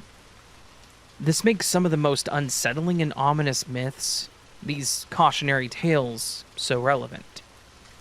So important that they found a way to tie a moral lesson to the very earth they dwelled upon. Even the earth is trying to teach you a lesson, kind of gravitas. All that being said, let's go to Kuklika, or the Valley of the Stone Dolls. It's another one of those awe-inspiring natural sights. Just something that deliberate and skilled human hands could not do better, and kept it as poignant. When you enter the region, you see more of those stone pillars, and some of them possibly even more human-appearing than at Devoya Varos. They look as if they are cloistered in groups. Some of them resemble women and children in a way that is very unsettling. The geology here is just as applicable as the site in Serbia, the Devil's Town. The natural volcanic activity of the mountainous region, coupled with erosion over hundreds, maybe thousands of years, too, in a cosmic fluke of nature, create these uncannily human sculptures. As with all good stories, there are a couple different versions of the legend behind Kuklika, the most popular version being about yet another cursed wedding. It all started with a lie, a simple deception. A man had quite gluttonously promised marriage to 2 different women. On the day of the wedding, all the guests gathered. The groom eagerly awaited his 2 brides. Well, that was when the brides discovered the treachery. The second bride understandably flew into a rage and called down a curse on the groom. But so intense was the rage fueling the curse that it didn't stop with just the groom. Every guest, every musician, even the brides themselves were frozen in time. Their feelings of rage and betrayal all locked into their stone prisons with them. The first story has all the elements of a very dramatic and salacious story. A romance, lovers scorned, all with the undertones of a good moral lesson about greed and overindulgence. The second, less common version is perhaps even more heartbreaking and eerie. If the first version of the story is an omen to reinforce loyalty and honesty, then the second version is a lament for the people who die alone, unloved, and forgotten. The second version of the story says that anyone in the village that died in those circumstances was granted a blessing in death that they never got in life. The very earth itself would create a pillar, a representation for each soul that passed unmourned by the people. It was mourned by at least the earth beneath their feet. This makes the valley feel even more uncanny, a place where lost souls congregate, finding the camaraderie in death that they never had in life, a final gift from the very spirits of the mountains. Kuklika itself is now a protected geological reserve, one of the few of its kind in the world. Visitors and tourists are welcome to come and see the petrified wedding, to walk among the 50,000-year-old stone dolls and hear the tale for themselves. The site has become very popular in the last decade or so, which is heartening to hear. I love knowing people are curious about this kind of stuff. In their respective ways, each tale has the polar ends of the same thread: love. How indulging too much, you take something that is a blessing and turn it into its own toxic curse that drags down not just you, but those closest to you, literally. While the other version laments the lack of love altogether. Love is a blessing that can very quickly and easily turn into a curse. The razor's edge of love is a very fine line to walk, indeed.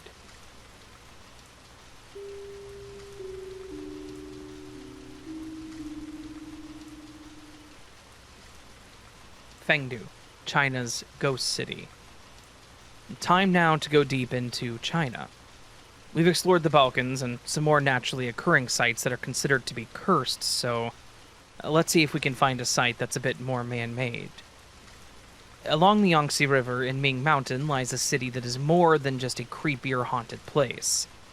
It's a literal manifestation of the Chinese underworld, carved into the very stone itself. For nearly 2 millennia, Fengdu has been a monument to dread and fascination.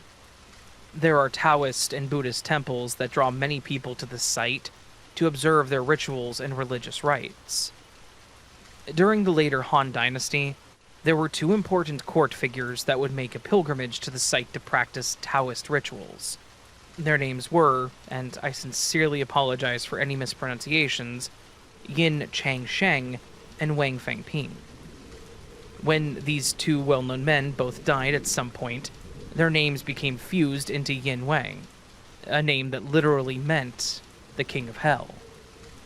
From here, the notion that Ming Mountain was the seat of Diyu, the Chinese Hell, took root and folklore once again merged with history. In the late 20th century, in an effort to preserve the site, someone carved a massive face right into the sheer cliff wall of Ming Mountain, with the world record-setting size visage of the King of Hell, Yin Wang, looking out over the complex and the surrounding area. This was done in an effort to halt the construction of the Three Gorges Dam, which actually caused the flooding of much of the site.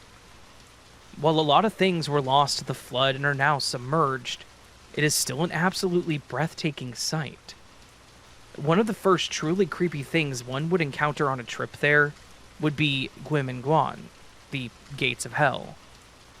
Once you walk through, everything you see is a depiction of the Chinese underworld.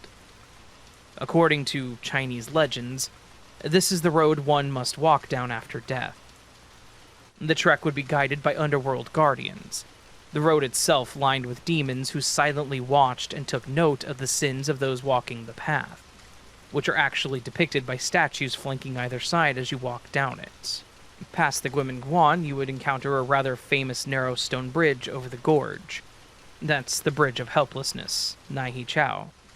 It looks like something straight out of an ancient fable or adventure story. This bridge is where judgment is said to begin. Demons are said to guard this bridge, and only the virtuous may pass while the sinners fall from the bridge into the abyss below. And these are just the first sets of demons to worry about on this winding pilgrimage into hell. In modern times, many people will throw coins from the bridge, and then dare each other to cross the narrow bridge with their eyes closed. A kind of performance that echoes the judgment of the souls of the dead that are said to cross this very bridge after their lives are over. From the Bridge of Helplessness, you would then enter the Ghost Torturing Pass. This is where the stone statues of demons punish the guilty, the sinful. Depictions of the most cruel punishments are everywhere. From people being bisected to those having their tongues ripped out. It's all a silent but stern reminder to behave righteously in life or pay the consequences in death. After going through the Ghost Torturing Pass, you would encounter the largest and most imposing building on your little tour. Tianzi Palace, or the Emperor's Palace, is of course the most impressive spot in the city. The palace is dedicated to the ruler of the underworld, often called Yama King or Yanlua Wang, the Judge of the Dead. Inside this place, you will find more depictions on the trials of the afterlife, images that show the judgment of souls and the fates of the sinful or the virtuous. Much as the Divine Comedy walks us through the 9 circles of hell, so do the walls of Tianxi. Different murals depict the 18 layers of hell, each one corresponding to a different sin: greed, disobedience, betrayal, etc. The intention being that the threat of looming torments would help keep a person on the righteous path. But the thing that would probably be the most unsettling part of Tianxi Palace would be the Hall of Judgment. Why? Because in this room sat enshrined statues of the 10 kings of hell, ready to level their final judgments upon the dead. Of course, if you've not had enough ghost torturing and eerie symbolic views, you can step out onto the ghost torturing terrace and gaze down at the Yangtze River below. Legends say that this was another spot of judgment, where the souls of the sinful were cast into the abyss. So, as you gaze down, you get to imagine the sight of countless souls being thrown over the edge into an eternal gyre. Very creepy. Very unsettling, to say the least.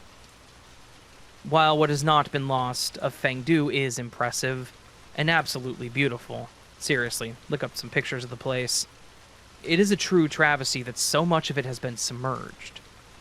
But perhaps, if what is left is a glimpse into what awaits in the afterlife, maybe the rest of the site was lost because this little peek into Daiyu is all we were meant to have.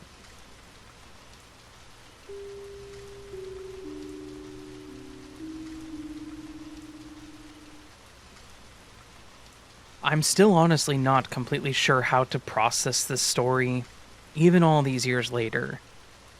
I swear every October I'm reminded of what happened, and it always ruins the mood of the Halloween season for me. It's not anything supernatural, thankfully, but it is one of the scariest things that's ever happened to me. This was back when I was 13, so I was old enough that we thought we were too cool to go with our parents, and too cool to go on the little kid routes. But we were still young enough that candy was life. My parents told me that they wanted me to just go around the block, but I wasn't about to listen to them. Oh no. I was going to go wherever I wanted. It was me and my friend Alex, and we were planning our route pretty meticulously. We would go down the road, and instead of going to the left, we would head right to the north, which we knew was the more affluent area of our neighborhood. We knew they would have full-sized candy bars, or at least something worth the while. The only problem was that we would have to cross a small, dark creek path to get there, and the houses were spaced further apart. It was starting to get late, maybe around 9:30 when we started up the way, and we were determined to hit the jackpot. We were hitting the last few houses up one of the streets, and our bags were definitely getting heavy.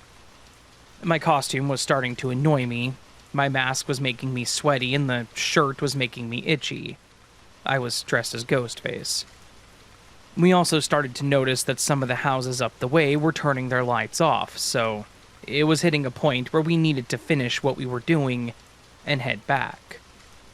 There was one more house on the road that had the light on, and I asked Alex if he wanted to head there and go back home. He thought on it for a moment, but then decided that it was just one more, so why not? The house looked a bit more run down, a little less maintained, but the light was on, and they had a jack-o'-lantern, so we assumed they were definitely open to trick-or-treaters. The walkway was overgrown, but the driveway was at least cleared, so even though the grass was taller by the house, it was accessible. The heavy front door was slightly ajar, but the lights inside were on, so we went ahead and hit the doorbell. Nothing happened. We hesitated for a moment, but the candy was a powerful motivator. And then a voice drifted out from the room, telling us to come inside.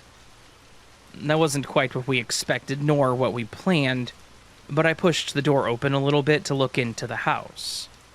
And the man called out again that he couldn't come to the door because he had a, quote, bad leg. So we could come in to get the candy. He then said that the other kids had been doing the same and it was completely safe, which should have been a red flag, but hey, I was 13. It felt strange, but at the same time, I don't know, I guess it sounded legit. The interior was unsettlingly quiet, almost tomb-like. There was that retro wood dark paneling that was lining the walls, and some old furniture in the living room. The only thing I didn't see was the candy. We took a step or two into the house and then heard a sickeningly loud thunk, which was the sound of the door shutting behind Alex and then the deadbolt latching. We both jumped and turned to look, only to see a man now standing in front of the door. He looked, let's just say, disheveled and absolutely crazy.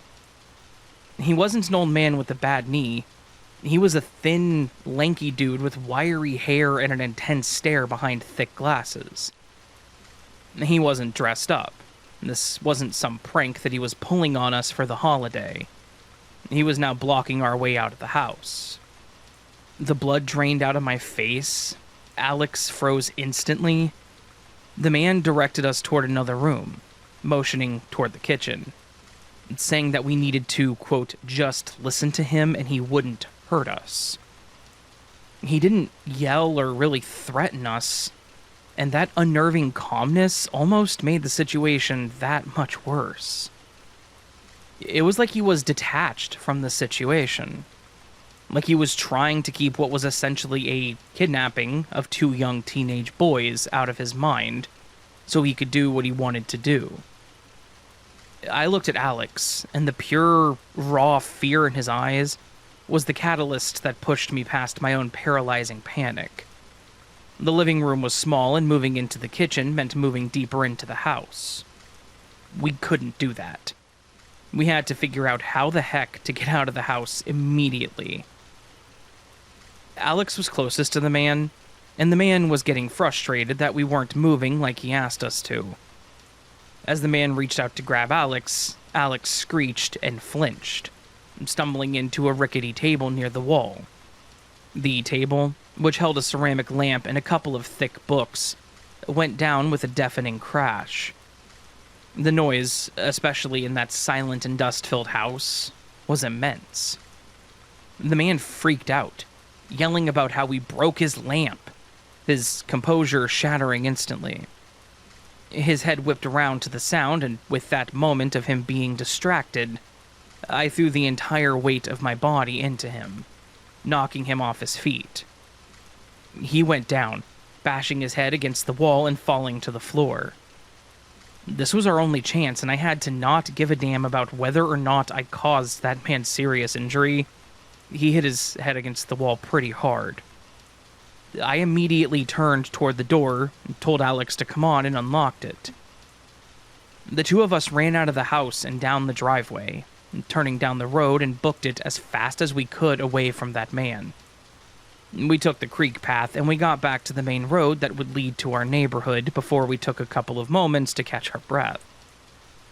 After those couple moments of trying to get the adrenaline out of our systems, we started walking back up the hill toward our house.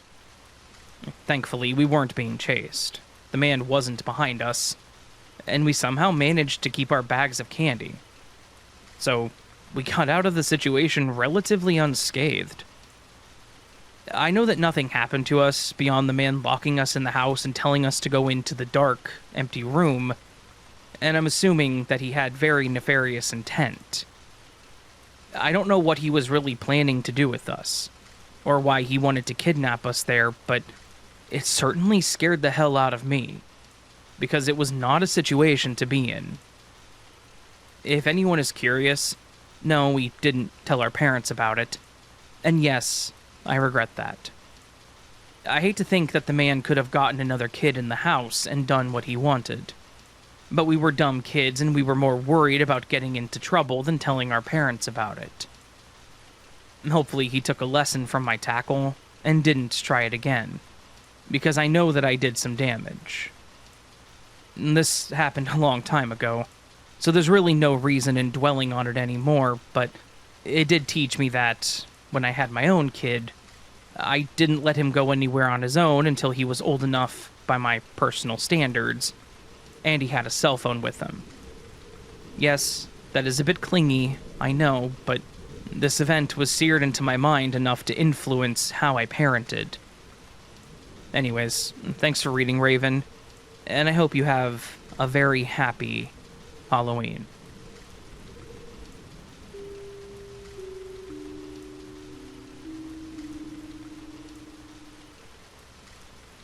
Dolina Smrti, Russia's Valley of Death.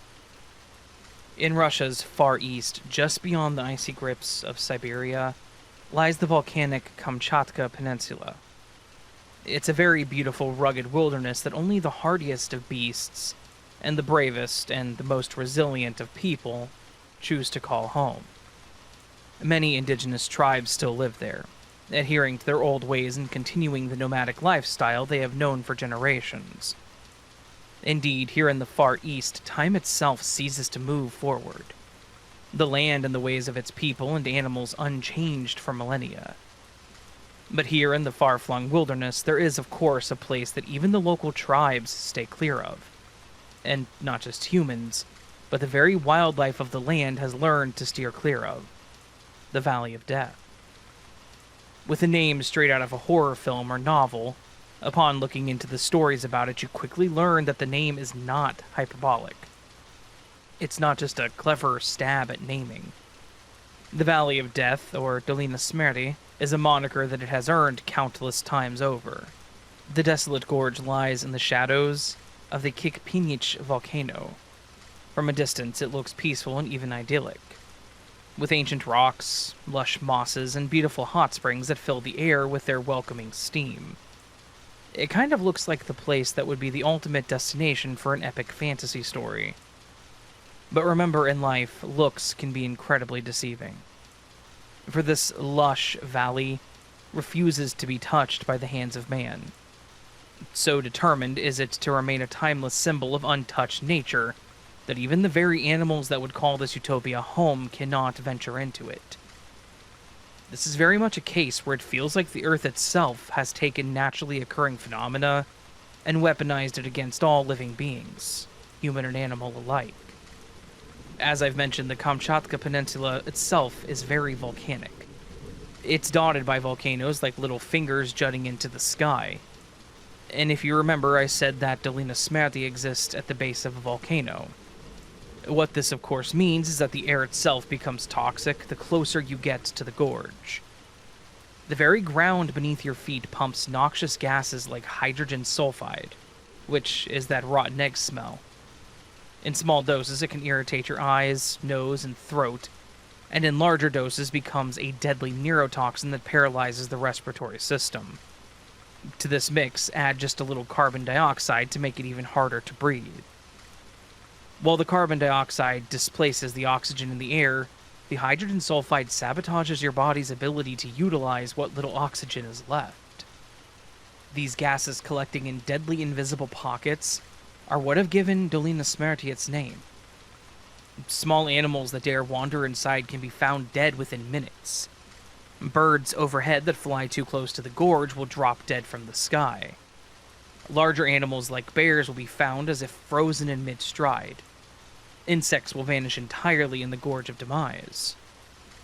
Of course, the tribes in the area have known about this deadly valley for centuries. They were the first to declare it a cursed place that is to be avoided, calling it the gateway to the underworld. When Soviet scientists began to explore the region in the 20th century, their findings only gave that legend more teeth. The more experienced researchers had to exercise the utmost caution. They were forced to move along narrow ridges, or to traverse the terrain using sticks to probe ahead. For these brave men and women, the slightest misstep would have meant plunging into a hollow filled with a cocktail of deadly gas and a slow death from suffocation. There were, of course, multiple such expeditions by different scientific teams, and an eerily consistent report from them all was the absence of any sound beyond the bubbling of the toxic waters. There was no birdsong, no chattering of insects, no trace of elk or bear moving in the underbrush. I guess it could be called the Valley of Silence, Dolina Ticini, if you will. The first foray into Dolina Smerti came in the 1930s. The first team pushing into the untamed gorge quickly found out why the tribe said it was a place to be avoided. It was beyond what they had expected to be just a normal volcanic hazard. When other researchers returned in the 1970s, they also reported many of the same things happening, if they didn't treat the valley with the awe and respect it was due. Researchers too reckless or too arrogant in the face of the massive volcano would soon find themselves disoriented, nauseous, and dizzy. If they didn't act fast and get back to the clean air, they would collapse altogether. Barring any intervention from comrades, I say that unironically, they would suffocate under the powerful fumes of Dolina Smerti's curse. One researcher reported a sudden bout of drowsiness and weakness in his legs. It was as if the gorge itself had seized me, he said. Another reported a colleague that had taken a step into a low-lying hollow, and reportedly the man had gasped once, dropped his clipboard, and collapsed. If not for the quick action of his comrades, he would have just been another tally in the kill count of the Valley of Death. What made the gorge so incredibly dangerous was just how unpredictable the atmosphere was. Standing in one spot, the air was fine, completely breathable. One step and suddenly your throat is burning, your eyes watering, and each breath becoming more labored and painful than the last. Even with their best precautions in place, long poles, masks, and strict routes along the ridgeline, Dolina Smerti was an unpredictable and terrifying place to venture. Many researchers have said that the place is deceptively beautiful, with its lush plant life, the bubbling hot springs and babbling streams. You take this beauty in, and then you realize that for all the lush wilderness, there is nary a sign of wildlife. No birdsong or insect chirps, no elks or bears. Something that somehow only makes the entire nature of all this more oppressive, or claustrophobic even, is just how small the gorge is. It's only 2 kilometers long and only a few hundred meters wide. Narrowing the scope down to that size just makes this small region all the more uncanny. Everywhere around, the signs and sounds of life carrying on, but in this tiny little area, no sound and no life. Nothing beyond the most adaptive plant life and stone can live here, with maybe the exception of snow and ice, herald perhaps to the unforgiving nature of Dolina Smerti. But as always, let's not just look at the site itself. Let's just take into consideration just how wild and rural this gorge is. Kamchatka itself is a very tough place. It's untamed, it's called Russia's last frontier. Out here, there are few, if any, traces of civilization for hundreds of miles. This is the land of the wild bears, the foxes, and reindeer that have been the lifeblood of tribes such as the Aleuts, Koryaks, and Evenks, and many others. Even these tribes that have called this place their home for thousands of years know that one mistake can be fatal. And Kamchatka is the land of volcanoes as well. It houses over 150 of them, with 29 of those being active today. That's not an insignificant percentage of active volcanoes in a land that is home to so many. But being such a cradle of volcanic activity has given the land a pretty fitting and beautiful name: the Land of Ice and Fire. With ferocious animals, a highly volcanic landscape, and temperatures that can reach negative 30 degrees Celsius, that's negative 22 Fahrenheit, every moment spent here is full of potential dangers, immediate dangers, and in the case of Dolina Smerty, dangers unseen. Even the story of the original discovery of the Valley of Death sets the foreboding atmosphere. Hunters were following a trail of dead animals until they crested the gorge and saw an entire plain full of dead wildlife. What could you possibly name the valley after witnessing that kind of chilling sight? It would look as if the valley itself was rejecting life, stealing the life right from the lungs of anything living that wandered too close. But I also don't want you to think that Russia is the only place where this kind of phenomenon can happen. Those in America need only look as far as Yellowstone National Park. The Norris Geyser Basin is a place where the bodies of bison that succumb to the noxious volcanic fumes are regularly found.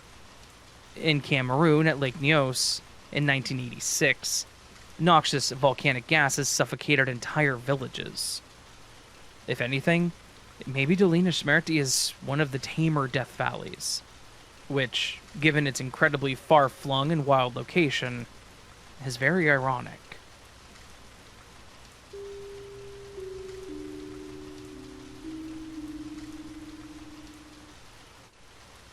Hi there.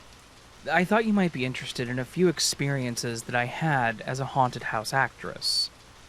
For the most part, it was a great time. I made friends. It really solidified my dream of becoming an actress and how much I loved the horror genre. But there were a few nights that scared me. I have some smaller ones that I might share later, but I wanted to share some of the more intense experiences.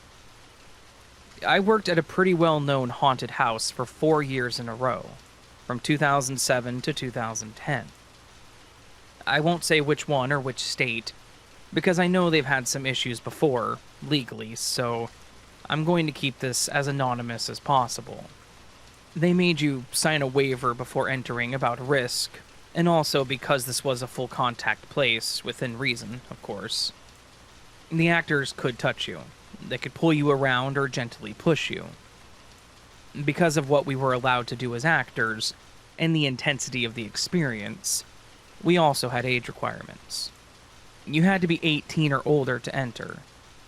We had a few people that tried to get in at the age of 16 or 17, but ID was required, so they didn't get very far. I remember seeing some people that looked younger, but I wasn't the ticket or ID checker, so I assumed that they were doing what they were supposed to. During this season, I was working in a zombie graveyard near the middle of the attraction. It was the weekend, which was when we were the busiest, and groups were coming through steadily. Around 11 p.m., I heard my walkie come to life, and someone said they needed everyone to check their areas immediately, because there was a child missing. Again, this was an 18-plus haunted house. How could we have a missing child? Well, apparently a woman had pleaded to let her 9-year-old in with her, and the doorman decided that an extra $20 was worth the price of admission. About halfway through, one of the actors had grabbed the mom, not realizing there was a kid following her, because why would they? When people are separated from their group, eventually they meet back up in another room, floor, or maybe back outside. So the mom didn't feel that it was too big of a deal until she was back outside and waiting for her kid to exit. She waited and person after person exited, but her kid never came out. She apparently waited an entire hour before finally alerting the doorman to what happened. We had to usher people out, and then all the lights were turned on.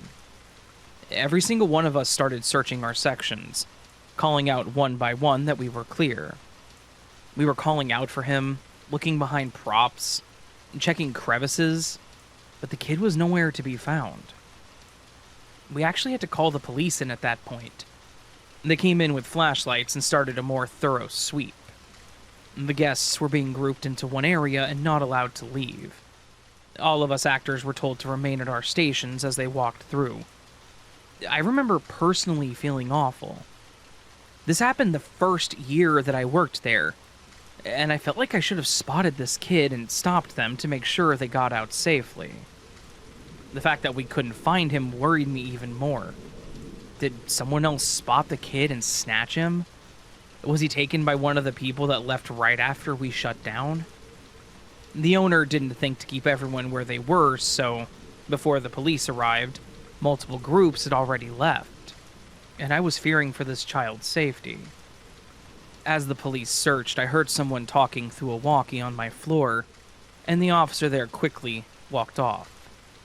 Then a rush of relief went through me as I heard them say they found him.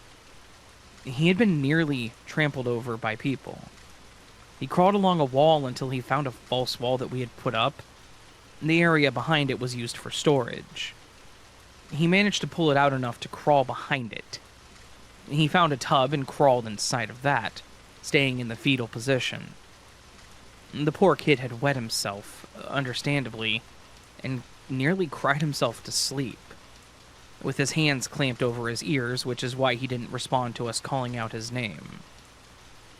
I learned later he was okay, but he was severely traumatized.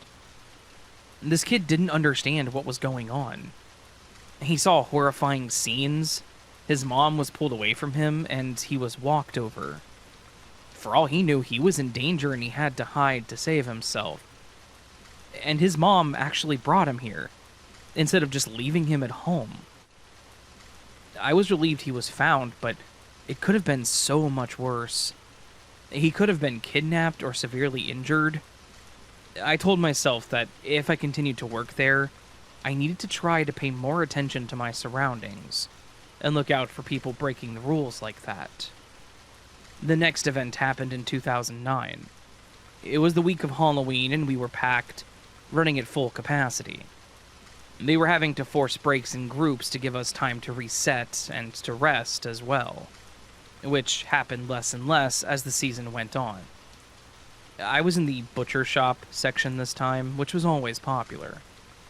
We had fake meat, mannequins wrapped in plastic hanging from hooks and rope, fake blood everywhere along the path as you walked, making it harder for you to run away and easier for us to pull you along. A group came along and I did my thing. I grabbed my fake cleaver, chased them around the room until they were out of reach, aka we're in the next area. And we had dimmed the flashing lights, so I saw a couple that came through with their arms locked together. My partner scared the girl, which made her throw her hands up and cover her chest. And then he chased off the girl while I tried to pull the guy along. We would basically act like we were prepping to cut them up, then turn away to grab something, giving them the time to get up and run away as one of us chases them. The problem with that is, when I grabbed the guy, he stood completely still. I wasn't a tiny girl, and I knew that I really had to put some muscle into those when it's someone bigger than me, but this guy wasn't budging. So I yelled at him and began to push him. He took a few steps forward and then paused again. I could hear another group coming up, so something had to give. So I decided to move away, staying in character, hoping that he would just move along. But when I turned back around, he was still standing there with his hands to his chest. At first, I thought it was like the girl that was with him who clutched her chest after being startled. But something felt off. I turned on my headlamp and saw that this guy didn't look scared. In fact, his face was almost emotionless, but he was sweaty and his eyes were dilated.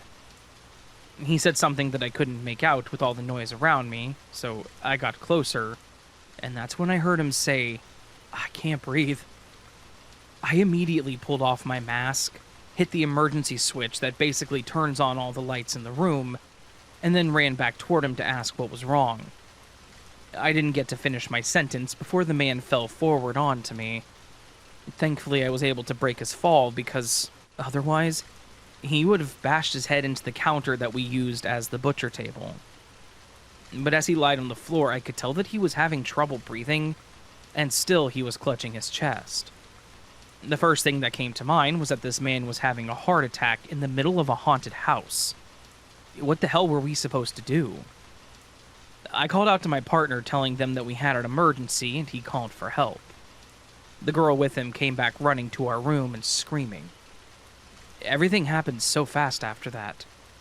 Our manager was there quickly and was already on the phone calling for help. She at least had medical training, and started asking the couple questions and checking him over. We were clearing the area, and telling people to turn back around or directing them through the emergency exits so they weren't walking past the guy, and the doorman stopped allowing people in. The paramedics got there in record time, or maybe I was just so busy doing everything else that I didn't notice the time. They got him on a stretcher, and we led them through the emergency route, taking them straight back to the front. I heard the paramedics confirm that he was likely having a heart attack. The bad thing was, after he left and things were cleared, we were told to get right back at it. We didn't have time to process it. There was no small break for us to catch our breath. It was lights off in 1 minute, get back in character. And that was it. It was a very busy time of the season, and they didn't dare to lose out on the money. Our mental health be damned. I did hear that the guy survived, thankfully, but it just felt awful that he signed a waiver saying that we aren't responsible, yet our jump scare may have caused it. The last story that I'll share with you happened the last year that I worked there. It was the night of Halloween, so, once again, one of our busiest nights. We had a ton of people in costume, which was allowed, but they couldn't wear masks, and all weapons, real and fake of course, were prohibited. We would have a few people try to fight the mask thing, saying that their costume didn't make sense without it, but you were going through a dark haunted house. No one was going to see your costume anyway. We limited any face coverings to us actors only. At this point, I was working in the asylum station, dressed as a deranged patient. My job was pretty standard. I would grab guests, get in their faces. Sometimes I would plead with them to save me or something, or I would drag them back with me, shouting nonsense just to separate them from the others until another actor grabbed me and ushered them back to the group. About 2 hours into my shift, a group came through and I did my usual routine. I grabbed one guy's arm and pushed him toward the left corridor while his friends went right. He jerked away from me harder than most people did, but I didn't think much of it. People react differently to being touched. Maybe 5 minutes later, another group came through. In the beginning of the room, I heard someone say, "Ow, hell, that hurt," which caught my attention. You didn't really hear people say "ow" in here. It was just screams and laughter, so it stood out. Nothing followed, though, so I figured maybe someone bumped into someone else and hit their head on something. Some of our tallest guests would bump into the door frames. When nothing was said afterwards, I just kept going through with the routine. But then there was a woman at the back of the group that I waited to grab. I try to cycle through, so I don't always jump out at the beginning of the group to keep it fresh, you know. But when I reached for her, I noticed that her arm was wet. We didn't have any kind of scene that involved getting the guest wet, so I was thrown off by the sensation, especially since it was her upper arm. When the lights flashed, I looked at her and saw the wetness was dark and in a full streak down her arm, up to where I touched her. It was clearly blood.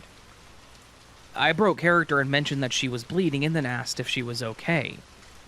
She said that when she went past the railing in the previous room, she felt something sharp going down her arm, but didn't realize that she had started bleeding. I told her that I was required to escort her out to take care of her injury, and she accepted. She didn't seem scared or worried, but just in the moment. I assumed that maybe something on the wall broke and something sharp was jutting out. The person that said "ow" earlier didn't say anything to the staff, so they didn't take it too seriously at the time. The manager on duty said they would check it out if we slowed down or when we closed. I went back to my area and got back into character, continuing as normal. It was maybe half an hour after I returned that there was this weird oof sound from a guest. Then there was screaming. Not the fun, haunted house screams. Real, terrified screams.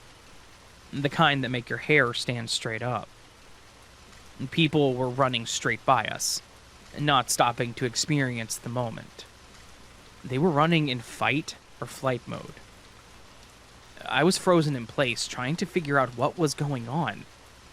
And then someone finally shouted, "He's got a knife! Do something!" I don't know why my first instinct was to hide instead of run, but that's what my body chose. I dropped down and crawled under one of our prop tables in the corner, pressing myself against the wall. My heart was pounding so hard that I could feel it in my face.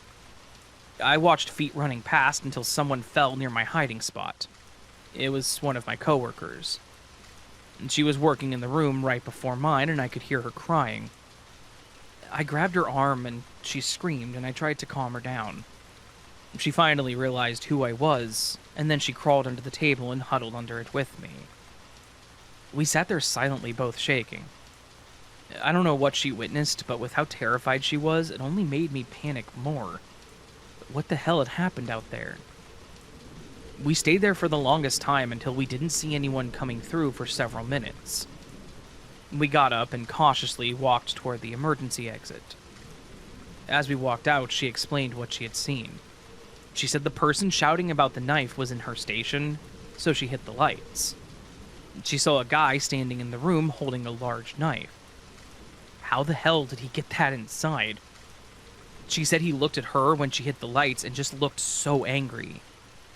He started walking toward her, but someone had come running up the ramp and grabbed the guy's arm holding the knife. As they started fighting each other, she took off, our room being the closest emergency exit, which is when I saw her. I can't imagine experiencing that. Once we were out, we found some other coworkers and they confirmed that they had actually stopped the guy. There were cop cars, an ambulance, and a fire truck all over the lot. And shortly after, we saw the cops walk out of the building with the guy in handcuffs. After statements and checking everyone that was injured, we went back in and saw the blood. There was fake blood in certain spots in the walls, but between my station and the one before it, and after, there were streaks and drops along the floor. That was eerie. We were closed for the rest of the night, and there was still no answer as to why the hell he did this. The owner didn't want to pay to have someone clean the blood, and told the manager that we needed to help clean it, but we all refused. We even threatened legal action because this was clearly a safety hazard for many reasons. They finally agreed to have it cleaned, but the next day it was clearly half-assed. It was hardly touched. The manager tried to shrug it off, saying that it added to the creepiness. It did not. People were terrified, hurt, and traumatized, and they were trying to just blow it off. I worked that night, but then I didn't return. People could have been killed. We were lucky that no one was, or that no one tried to sue, but they just didn't take it seriously, so several of us actually ended up walking off. So, that's my experience of working at a haunted house. I'm sure they all aren't that bad, at least I hope, but my experience was at least. I had a lot of fun working there, but the bad times were really bad, and it just wasn't worth it. It wasn't worth my safety or mental health. So, take that as you will, and just remember that the job isn't worth it if you have to sacrifice your well-being.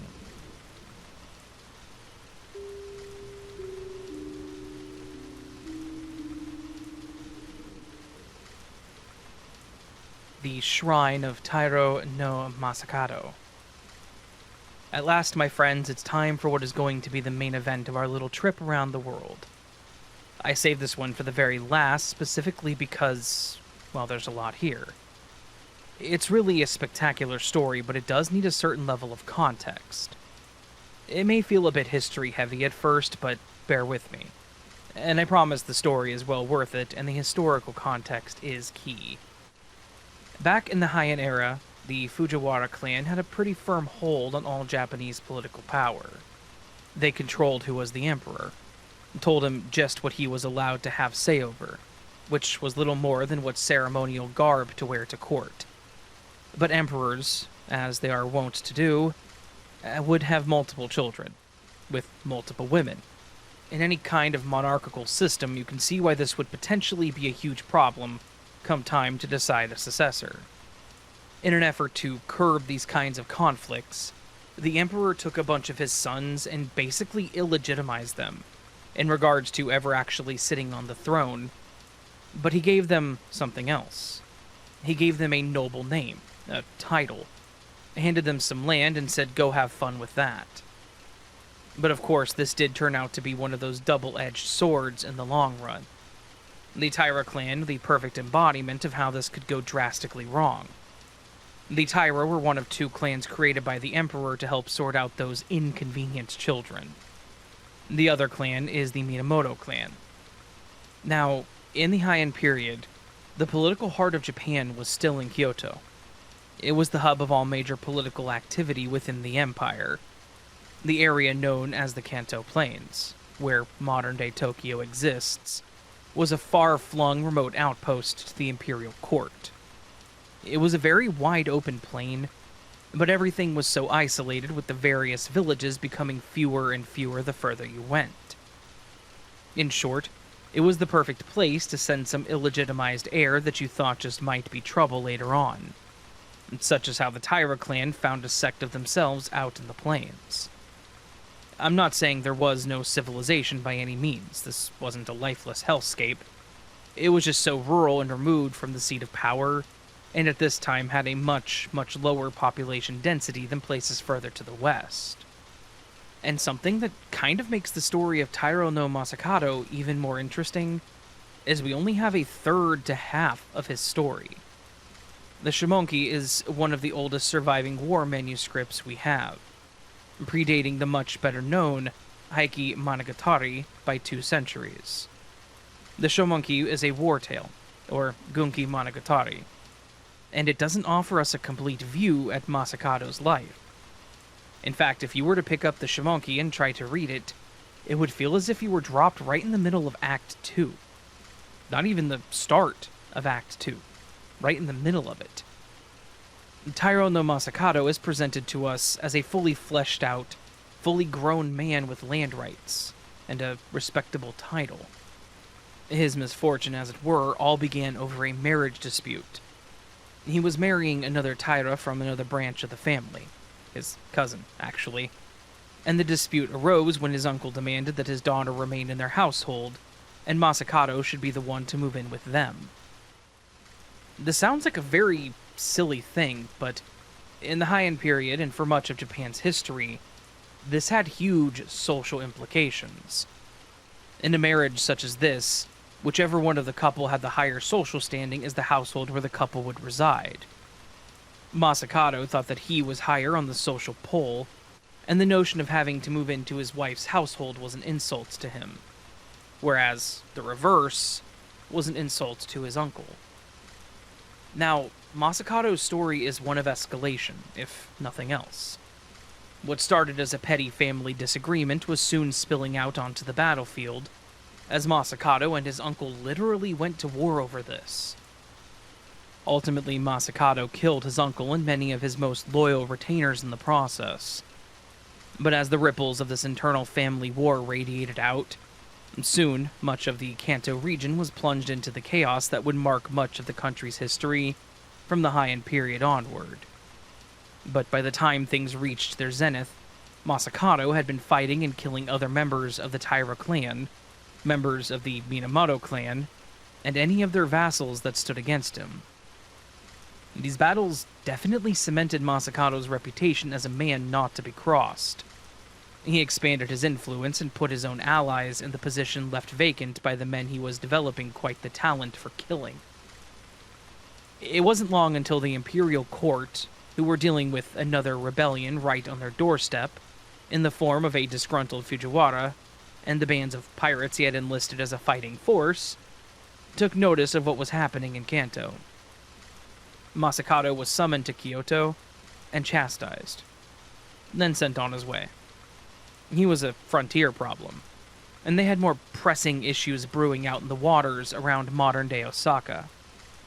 Before Masakado even arrived back into Kanto, his forces were on the move. While he had played the part of a contrite and disciplined vassal before the court, in the Kanto region his forces were already spitting in the face of imperial authority as they began to attack and kill imperial governors, as well as pillaging and burning the government offices. First, Masakado declared that he was the true arbiter of justice in Kanto, and really anyone that had already tried to debate that was already in the ground. But Masakado made the age-old mistake that most would-be emperors make. He started to believe his own hype. The more success he found, the bolder and bolder he became. It started with taking control of his family's situation. From there, it escalated to a small regional conflict, which only served to consolidate Masakado's power and position. After his relatively light tap on the wrist in Kyoto, he saw himself as untouchable, even by the court itself. He saw himself as greater than the court, and an equal to the emperor in Kyoto. And this is what really makes Masakado so interesting in the long history of conflict around the emperor and such, is that he's the only one that ever actually declared himself emperor. You see, in Japan, the political game was very coy. The goal of the many internal battles that happened were never about the victor becoming the emperor. No, the imperial family were of divine descent, so a mere mortal could never sit on the chrysanthemum throne. Not without the blessing of the goddess Amaterasu, that is. The goal was always to be the power broker, the one that decided whose divine tuchus would keep the throne polished, and just what the extent of their imperial authority would be. And Masakado committed the ultimate blasphemy in the eyes of the court. He declared himself the equal to a god. The imperial court was still dealing with the rebellious Fujiwara and his pirate buddies, and had Masakado not gone that one step too far, he probably would have been the untouchable power in the East. As long as he didn't cause too much trouble for the West, and he didn't do anything outright blasphemous, they wouldn't have taken much action against him. As long as he was bringing order to the region and not stepping on imperial toes, that is. The Kanto region was hard to control, and it kind of took a strongman dictator to keep order in what was once the land of the Amishi, the hairy barbarians that had been the original inhabitants of the land until the Yamato people came from the west. No, if Masakado wanted to elevate himself to the level of a god king, then the court would have to act. The call went far and wide to Taira and Minamoto alike. Taira no Masakado had a date with the headsman. In the end, Masakado's own allies even turned on him. During a battle in the province of Shimosa, Masakado was cut down and beheaded. The head was sent to Kyoto as a kind of trophy, a symbol of victory over the false emperor, but this is where the story actually gets really good. Masakado's head was carried as a trophy back to Kyoto, where it was mounted on a pike near the Kamo River.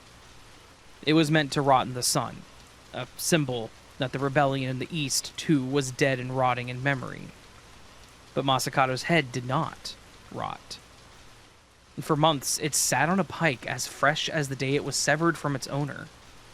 The stories began to circulate about Masakado's eyes, still furious even in death, glaring at the people who walked past it, lips twitching as if trying to articulate curses on the world that had been denied him. It was said that even in death, his spirit was too furious to ever be at peace. Eventually, in that anger, Masakado's head flew. You read and heard that right. Flew from Kyoto back to the Kanto Plain. The head is rumored to have landed in a little fishing village called Edo, although you may know it better as Tokyo. The locals attempted to appease the vengeful spirit by burying the head. The mound in question is called Masakado no Kubizuka. Nearly 4 centuries later, An attempt was made to remove Masakato's head and enshrine it at a temple. However, once they began to disturb the mound, a violent storm broke out. In a massive lightning strike, many of the workers were killed. Taking this as a sign from Masakato that he wanted his head to remain right where it was, the project was abandoned. This will become a recurring motif. When one of the most renowned strongmen in Japanese history, the third great unifier, Tokugawa Ieyasu, came to Edo and was going to make it the foundation of his new power base in the Far East, he too was worried about the fury of Masakato. By this point, the curse of Masakato was well known, and Ieyasu was not a stupid man by any stretch, and he was not one to tempt fate, the gods, or restless spirits. Indeed, this was several centuries after the time of Masakato, and his spirit was both feared and revered by the citizens of the Kanto Plains, as both a vengeful spirit and a kind of patron guardian deity. So, Ieyasu's method to earn the blessing, or at least the indifference of Masakato's spirit, Tokugawa had him enshrined as a Goshintai, a divine spirit, and began to build shrines to him. The current shrine standing in the heart of Tokyo's financial district is the legacy of this shrine-building project started in the late 1500s and early 1600s. I'm sure you remember what I said earlier about Masakato's story being one of escalation. And since that story is not done yet, that definitely still applies. Back in the 1300s, when they tried to disturb his resting place, it was a lightning bolt that conveyed Masakato's rage. But in 1923, when the government of Japan decided to level Masakato's mound, it was the very earth itself that would deliver his message. Nearly as soon as the decision was made to remove the shrine to make room for other construction projects, the Great Kanto earthquake would strike and devastate the entire region. When the quake hit, over 100,000 people were killed. This could be nothing less than an Onryo like Masakato's doing, and that was quickly the story that was making its rounds.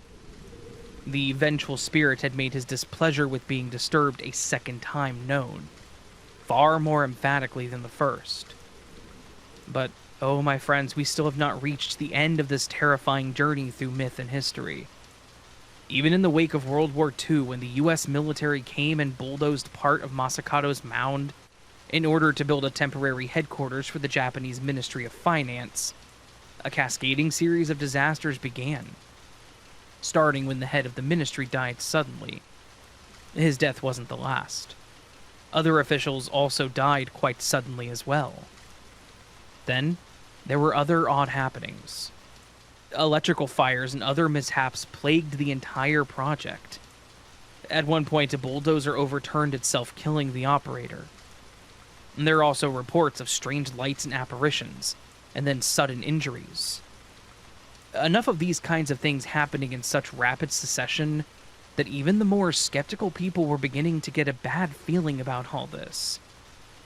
Eventually, this resulted in the government erecting a proper Kyoba, or memorial site, to Masakato, in hopes of putting the spirit back to rest. To this day, many of the Japanese companies that exist in the area around Masakato's shrine perform religious rites or pay offerings at the shrine in order to ward off any bad luck, or to avoid incurring the wrath of Masakato. And even that is not quite the end of the tale, although this will be the last bit. His influence even stretched beyond that mound in Tokyo. There are numerous reports of attempts to dramatize Masakato's life, and all of them met with a string of disasters that ultimately saw the projects shelved. Accidents would begin happening on set. The cast and crew would be injured. And this isn't just one specific attempt to produce some kind of series about Masakato, but multiple.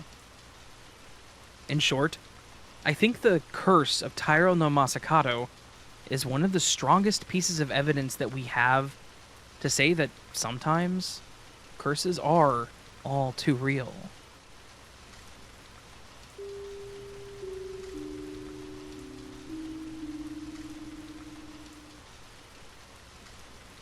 the Witch of Pungo. Well, this is it, my friends. The end of our road trip through Virginia. We explored a haunted cemetery, we've talked about controversial presidents of a rebel army, and even a vampire. Not really sure how we got both of those into the same section, but that's pretty impressive storytelling, you have to admit. Way to pat yourself on the back there, Tom. We even journeyed through time to a Civil War hospital, rode down the infamous Route 29, and explored the famously cursed highway. Then we made a stop for Snallygaster beer and ice cream, and now we've arrived at the bittersweet place where history and myth converge for one final story. This time, we're going to stop in Tidewater, Virginia, circa the 1600s. At the time, of course, it was known as Princess Anne County, although today it would be better known as Virginia Beach. Here there lived a woman named Grace Sherwood, and as any, at the time, modern woman would do, she wore a good many hats. She was a farmer, an herbalist, and a midwife. But depending on who you asked, she was rumored to wear one other hat. A tall and pointy one, let's say. The accusations started small at first, but they were leveled at her multiple times during her life. Stories that she could shapeshift into a black cat, original, that she could cause crops to wither and animals to die, also known as the Circle of Life. But yes, I am hinting at the fact that they accused Grace of witchcraft, and each time the claims became more and more sensationalized. By 1607, the claims against her had become so prevalent that the county stepped in and decided that there was only one fair way to decide innocence or guilt.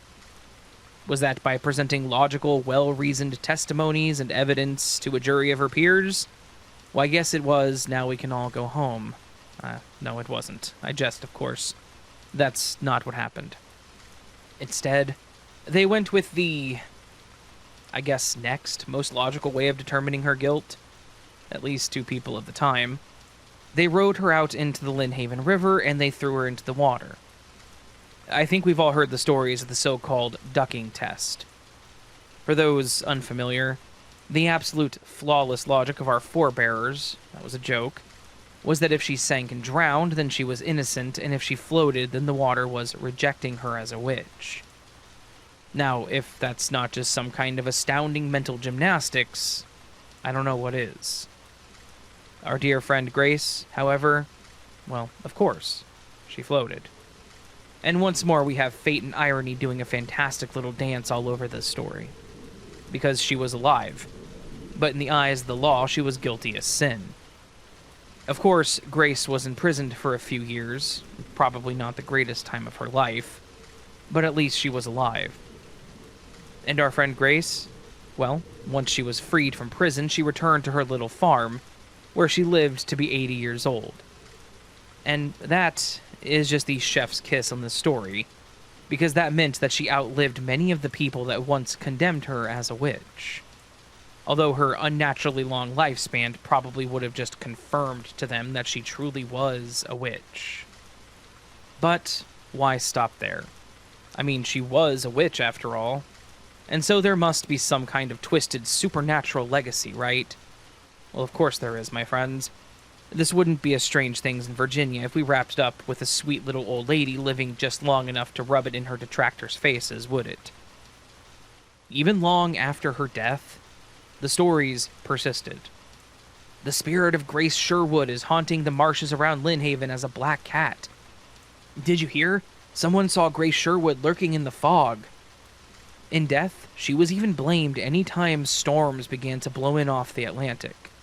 Grace is extracting her vengeance with rain and fury. Well, at least, all things considered, that's a pretty awesome legacy. Outlived her enemies and is still feared and revered enough that any time there's a storm, people think of the Witch of Pungo.